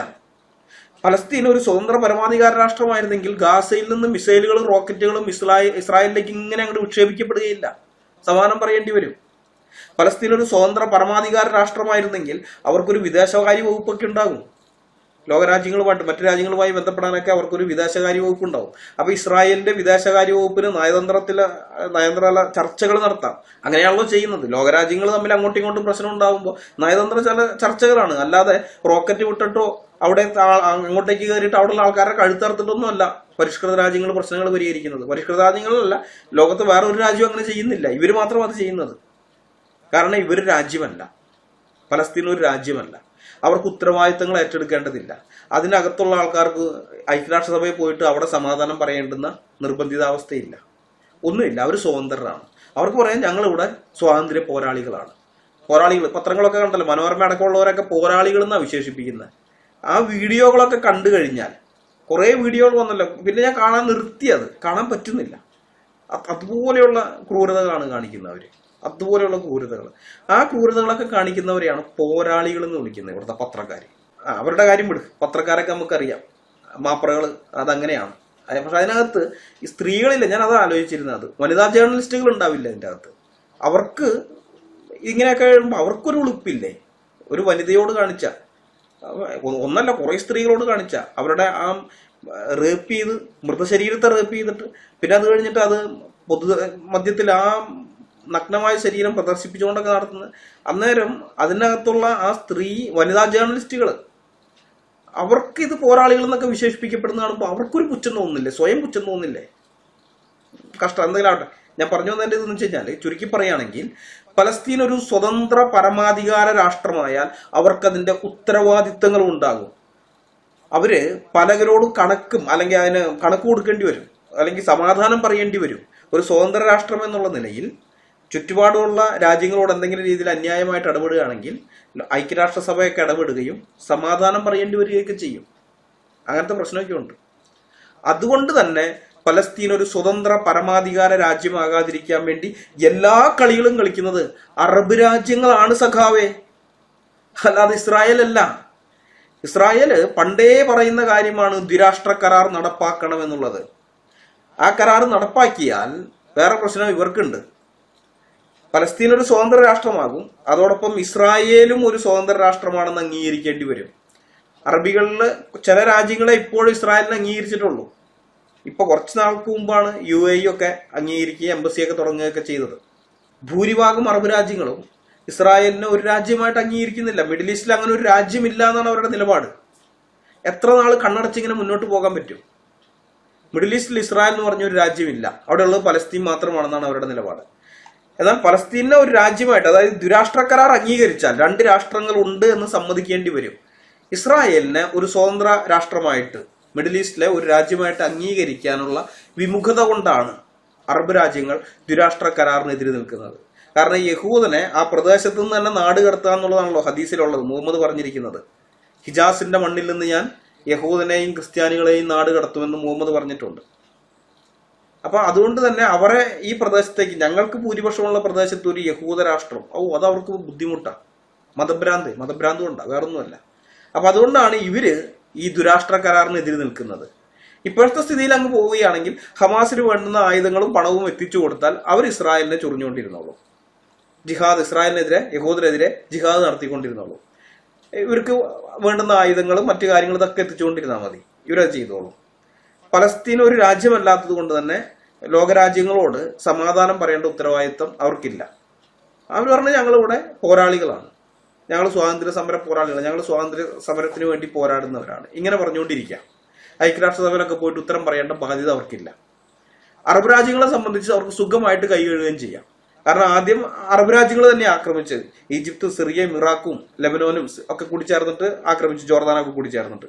പിന്നീടും ഇതുണ്ട്, ഈജിപ്ത് സിറിയയും കൂടിയും അങ്ങനെ പല ഇതൊക്കെ ആയിട്ട് ആക്രമിക്കുന്നുണ്ട്. ഓരോ ആക്രമണത്തിലും അറബികള് അവർ നാണം കെട്ടുകൊണ്ടേയിരിക്കുകയായിരുന്നു. പരാജയം, ദയനീയ പരാജയം. 67 6 ദിവസത്തെ യുദ്ധത്തിന്റെ ചരിത്രമൊക്കെ വായിക്കണം. വെറും 8000 ചതുരശ്ര കിലോമീറ്റർ ഉണ്ടായിരുന്ന ഇസ്രായേലാണ് 6 ദിവസം കഴിഞ്ഞപ്പോൾ 34,000 ചതുരശ്ര കിലോമീറ്ററുള്ള വിസ്തൃതിയിലേക്ക് വന്നത്. ഒരാഴ്ച മുമ്പ്, അല്ലെങ്കിൽ ആഴ്ച തുടങ്ങുന്ന സമയത്ത് 8,000 കിലോമീറ്റർ ഭൂമി, ആഴ്ച അവസാനിക്കുന്ന സമയത്ത് 34,000 കിലോമീറ്റർ ഭൂമിയായിട്ട്, അത്ര ഇതായിട്ട് 6 ദിവസത്തെ യുദ്ധം. അതൊക്കെ വായിക്കണം. അറബികളും നാണം കെട്ട് നാറിപ്പോയതിന്റെ ചരിത്രം നമുക്ക് അവിടെ കിട്ടും. അപ്പൊ അതുകൊണ്ട് നേരിട്ട് ഇടപെട്ട് കഴിഞ്ഞാൽ ഇസ്രായേലിന്റെ നടി കിട്ടും, നാണം കെടുകയും ചെയ്യും. ഇതാവുമ്പോൾ നാണക്കേടില്ല. ഹമാസിന് വേണ്ടുന്നെല്ലാം കൊടുത്താൽ മതി, അവരങ്ങോട്ട് ചെയ്തോളും. ഇതിനകത്തുള്ളൊരു പ്രശ്നം എന്ന് പറഞ്ഞാൽ ആകെ വരാൻ പോകുന്നത് എന്താണ്? ഇസ്രായേൽ തിരിച്ചടിക്കും. ഇസ്രായേൽ തിരിച്ചടിക്കാതിരിക്കില്ല. തിരിച്ചടിയിൽ പലസ്തീനിലെ സാധാരണക്കാർ കൊല്ലപ്പെടും.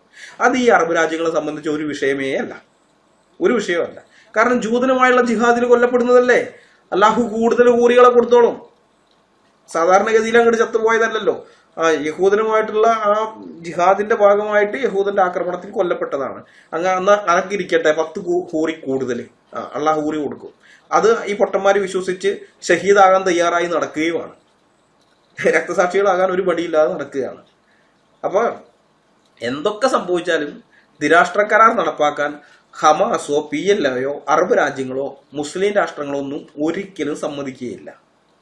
ദ്വിരാഷ്ട്രക്കാർ നടപ്പാക്കിയാൽ അതിന്റെ ഗുണം കിട്ടുന്നത് ഇസ്രായേലിനായിരിക്കും. അതറിയാവുന്നതുകൊണ്ടാണ് നടപ്പാക്കാത്തത്. അതുകൊണ്ട് കാര്യങ്ങളുടെ നിജസ്ഥിതി ഇങ്ങനെയായിരിക്കെ എന്തിനാണ് യെച്ചൂരി സഖാവെ ഐക്യരാഷ്ട്രസഭയുടെ ദ്വിരാഷ്ട്ര കരാർ നടപ്പിലാക്കണമെന്ന് ഇസ്രായേലിനോട് ആവശ്യപ്പെടുന്നത്? അത് നിങ്ങൾ പറയേണ്ടത് അറബ് രാജ്യങ്ങളോടാണ് സഖാവേ.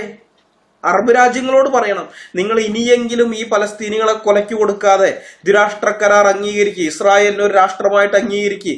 പകരം അപ്പൊ പലസ്തീൻ എന്ന് പറഞ്ഞൊരു രാഷ്ട്രം അവിടെ ഉണ്ടായി വരും. പലസ്തീനികൾക്കും ഒരു രാജ്യം, അവർക്ക് അവിടെ രാജ്യത്തിനകത്ത് ജീവിക്കാം. ഇസ്രായേലികൾ അവരുടെ രാജ്യത്തിനകത്തും ജീവിക്കട്ടെ. ലോകത്തെല്ലാ രാജ്യങ്ങളും അങ്ങനെയല്ല, ഓരോ രാജ്യത്തിനകത്തുള്ള അവരവരുടെ കാര്യം നോക്കി ജീവിക്കുന്നു, അങ്ങനെ ജീവിക്കട്ടെ, അങ്ങോട്ടും ഇങ്ങോട്ടും ആക്രമിക്കാനും പ്രശ്നത്തിനൊന്നും പോണ്ട എന്ന് പറഞ്ഞ് ഈ പ്രശ്നം പരിഹരിക്കാനുള്ള വഴി പറഞ്ഞു കൊടുക്കുക. അത് പറയാണ്ട് ഇസ്രായേലിനെ കുറ്റം പറഞ്ഞിട്ട് എന്ത് കാര്യമുള്ളേ? നിങ്ങളിത് ആരെ പറ്റിക്കാൻ വേണ്ടി ഇത് പറയുന്നത്? പാർട്ടി അണികളെ പറ്റിക്കാൻ വേണ്ടി ഇങ്ങനെയൊക്കെ ഡയലോഗ് അടിക്കാം. പക്ഷെ അത് നിങ്ങൾ PB-യിലൊക്കെ മതി, പോളിറ്റ് ബ്യൂറോക്കകത്തോ അല്ലെങ്കിൽ നിങ്ങളുടെ പാർട്ടി കമ്മിറ്റികളില്ലേ അവിടെയൊക്കെ മതി, പാർട്ടി കമ്മിറ്റികളിലെ അവിടെയൊക്കെ മതി. അവർക്ക് ചരിത്രബോധം എന്ന് പറയാൻ നിങ്ങൾ പറഞ്ഞു കൊടുക്കുന്നതാണ്, അതിന്റെ അപ്പുറത്തില്ലല്ലോ. അവരൊക്കെ അത് അങ്ങോട്ട് കേട്ട് വിശ്വസിച്ചോളൂ. പക്ഷെ പബ്ലിക് സ്പേസിൽ വന്ന് ഇങ്ങനെയൊക്കെ പറയുമ്പോൾ അത് കേൾക്കാൻ തലച്ചോറ് നിങ്ങൾക്ക് പണയം വെച്ച പാർട്ടി അടിമകൾ മാത്രമല്ല, കൃത്യമായ ചരിത്രബോധമുള്ള ആൾക്കാരും ഇവിടെ ഉണ്ട് എന്നുള്ളത് സഖാവ് മറക്കാൻ പാടില്ലായിരുന്നു. പണ്ടത്തെ പോലെ 4 വോട്ട് കിട്ടാൻ വേണ്ടി വായേ തോന്നുന്ന നുണകളെല്ലാം തട്ടിമൂളിച്ച് ഈ ഇസ്ലാമിക പ്രീണനം നടത്തിയാൽ അത് കേട്ട ആളുകൾ മിണ്ടാതെ പോകുമെന്ന് പ്രതീക്ഷിക്കേണ്ട. പണ്ടുള്ളവർക്കും അറിയാം നിങ്ങൾ ഈ പറയുന്നതൊക്കെ നുണ തന്നെയാണെന്ന്. പക്ഷെ അവർക്ക് പ്രതികരിക്കാൻ, നിങ്ങൾ പറയുന്നത് നുണയാണെന്ന് ജനത്തിന്റെ മുമ്പാകെ തെളിയിക്കാൻ പറ്റുന്ന വേദികളില്ല, പ്ലാറ്റ്ഫോമുകളില്ലായിരുന്നു. അതായിരുന്നു അന്നത്തെ കാലം. പക്ഷെ ഇത് ഇന്റർനെറ്റ് യുഗമാണ്, സോഷ്യൽ മീഡിയയുടെ കാലമാണ്. ഗവേഷണം നടത്താൻ മനസ്സും ചിലവഴിക്കാൻ സമയവും ഉണ്ടെങ്കിൽ ആര് പറയുന്ന ഏത് നുണയും പൊളിച്ചെടുക്കാൻ ഇന്ന് ഏതൊരു വ്യക്തിക്ക് സാധിക്കും. ഏതൊരു വ്യക്തിക്ക് അല്പം ഒരു ഗവേഷണത്വര, അന്വേഷണത്വര മറ്റന്മാര് പറയാറുണ്ടല്ലോ, അതുണ്ടായാൽ മതി. നാസ്തികർ പറയാറുള്ള കാര്യം അന്വേഷണത്വര, അവർക്കതില്ല, അതവിടെ നിൽക്കട്ടെ. അപ്പൊ അതൊക്കെ ഉണ്ടായാൽ മതി. ഒന്ന് ഗവേഷണം നടത്തി കഴിഞ്ഞാലേ ചരിത്രരേഖകൾ ഇങ്ങോട്ട് ചറപറാന്ന് ഇങ്ങോട്ട് പോരും, ഒക്കെ കിട്ടും. ഇപ്പൊ ഇത് തന്നെ ഞാൻ ഇവിടെ കാണിച്ചത് സംഭവം നടന്ന് നിങ്ങളുടെ ഈ പ്രസ്താവന വായിച്ചു കഴിഞ്ഞതിന് ശേഷം കുത്തിയിരുന്ന് എടുത്താണ് ഇതിലെ കുറെ കാര്യങ്ങൾ, പഴയ പത്രക്കട്ടിങ്ങുകളും മറ്റുമൊക്കെ. ആർക്കും കിട്ടും അത്. അപ്പൊ ആ ബോധം എപ്പോഴും നിങ്ങൾക്ക് ഉണ്ടായാൽ നല്ലതാ. നാണം കെടില്ല, പൊതുജന മധ്യത്തിൽ നാണം കെടുകയില്ല, സ്വന്തം വില ഇടിയാതെ നോക്കാം.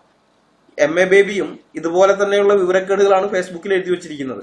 ഞാൻ ഈ 2 കൂട്ടർക്കും കൂടി മറുപടി എന്ന് വിചാരിച്ചിട്ടാണ് തുടങ്ങിയതെങ്കിലും ഇപ്പൊ ഇത് തന്നെ ഇത്ര സാമാന്യം നീണ്ടു. ഇനി MA ബേബിയുടെ മറുപടി, ആ വിവരക്കേടിനുള്ള മറുപടിയും കൂടി പോയി കഴിഞ്ഞാൽ വീഡിയോ ഇനിയും നീണ്ടു. അതുകൊണ്ട് ദയവ് അനുവദിക്കുകയാണെങ്കിൽ MA ബേബിക്കുള്ള മറുപടി അടുത്ത വീഡിയോയിൽ പറയാം. അത് MA ബേബിക്ക് കുറെ പേര് മറുപടി പറഞ്ഞിട്ടുണ്ട്. എന്നാൽ അതിൽ ഒരു വിഷയം അത് പ്രധാനപ്പെട്ടതായിട്ട് എനിക്ക് തോന്നുന്നു, അതിന് മറുപടി പറയണം. അത് വേറെ ആരും പറഞ്ഞ് കണ്ടുമില്ല. അപ്പൊ അതിന് മറുപടി അത് അടുത്ത വീഡിയോയിൽ ദൈവം അനുവദിച്ചാൽ പറയാം. അടുത്ത വീഡിയോയുമായി വരുന്നത് വരെ എല്ലാവരെയും കർത്താവായ യേശുക്രിസ്തു കാത്തു സൂക്ഷിക്കുമാറാകട്ടെ. ഇസ്രായേലിന്റെ നാഥനായി വാഴുന്ന ദൈവപുത്രനായ യേശുക്രിസ്തുവിന്റെ നിസ്തുലമായ നാമം മാത്രം എന്നും എന്നേക്കും മഹത്വപ്പെടുമാറാകട്ടെ. ആമേൻ.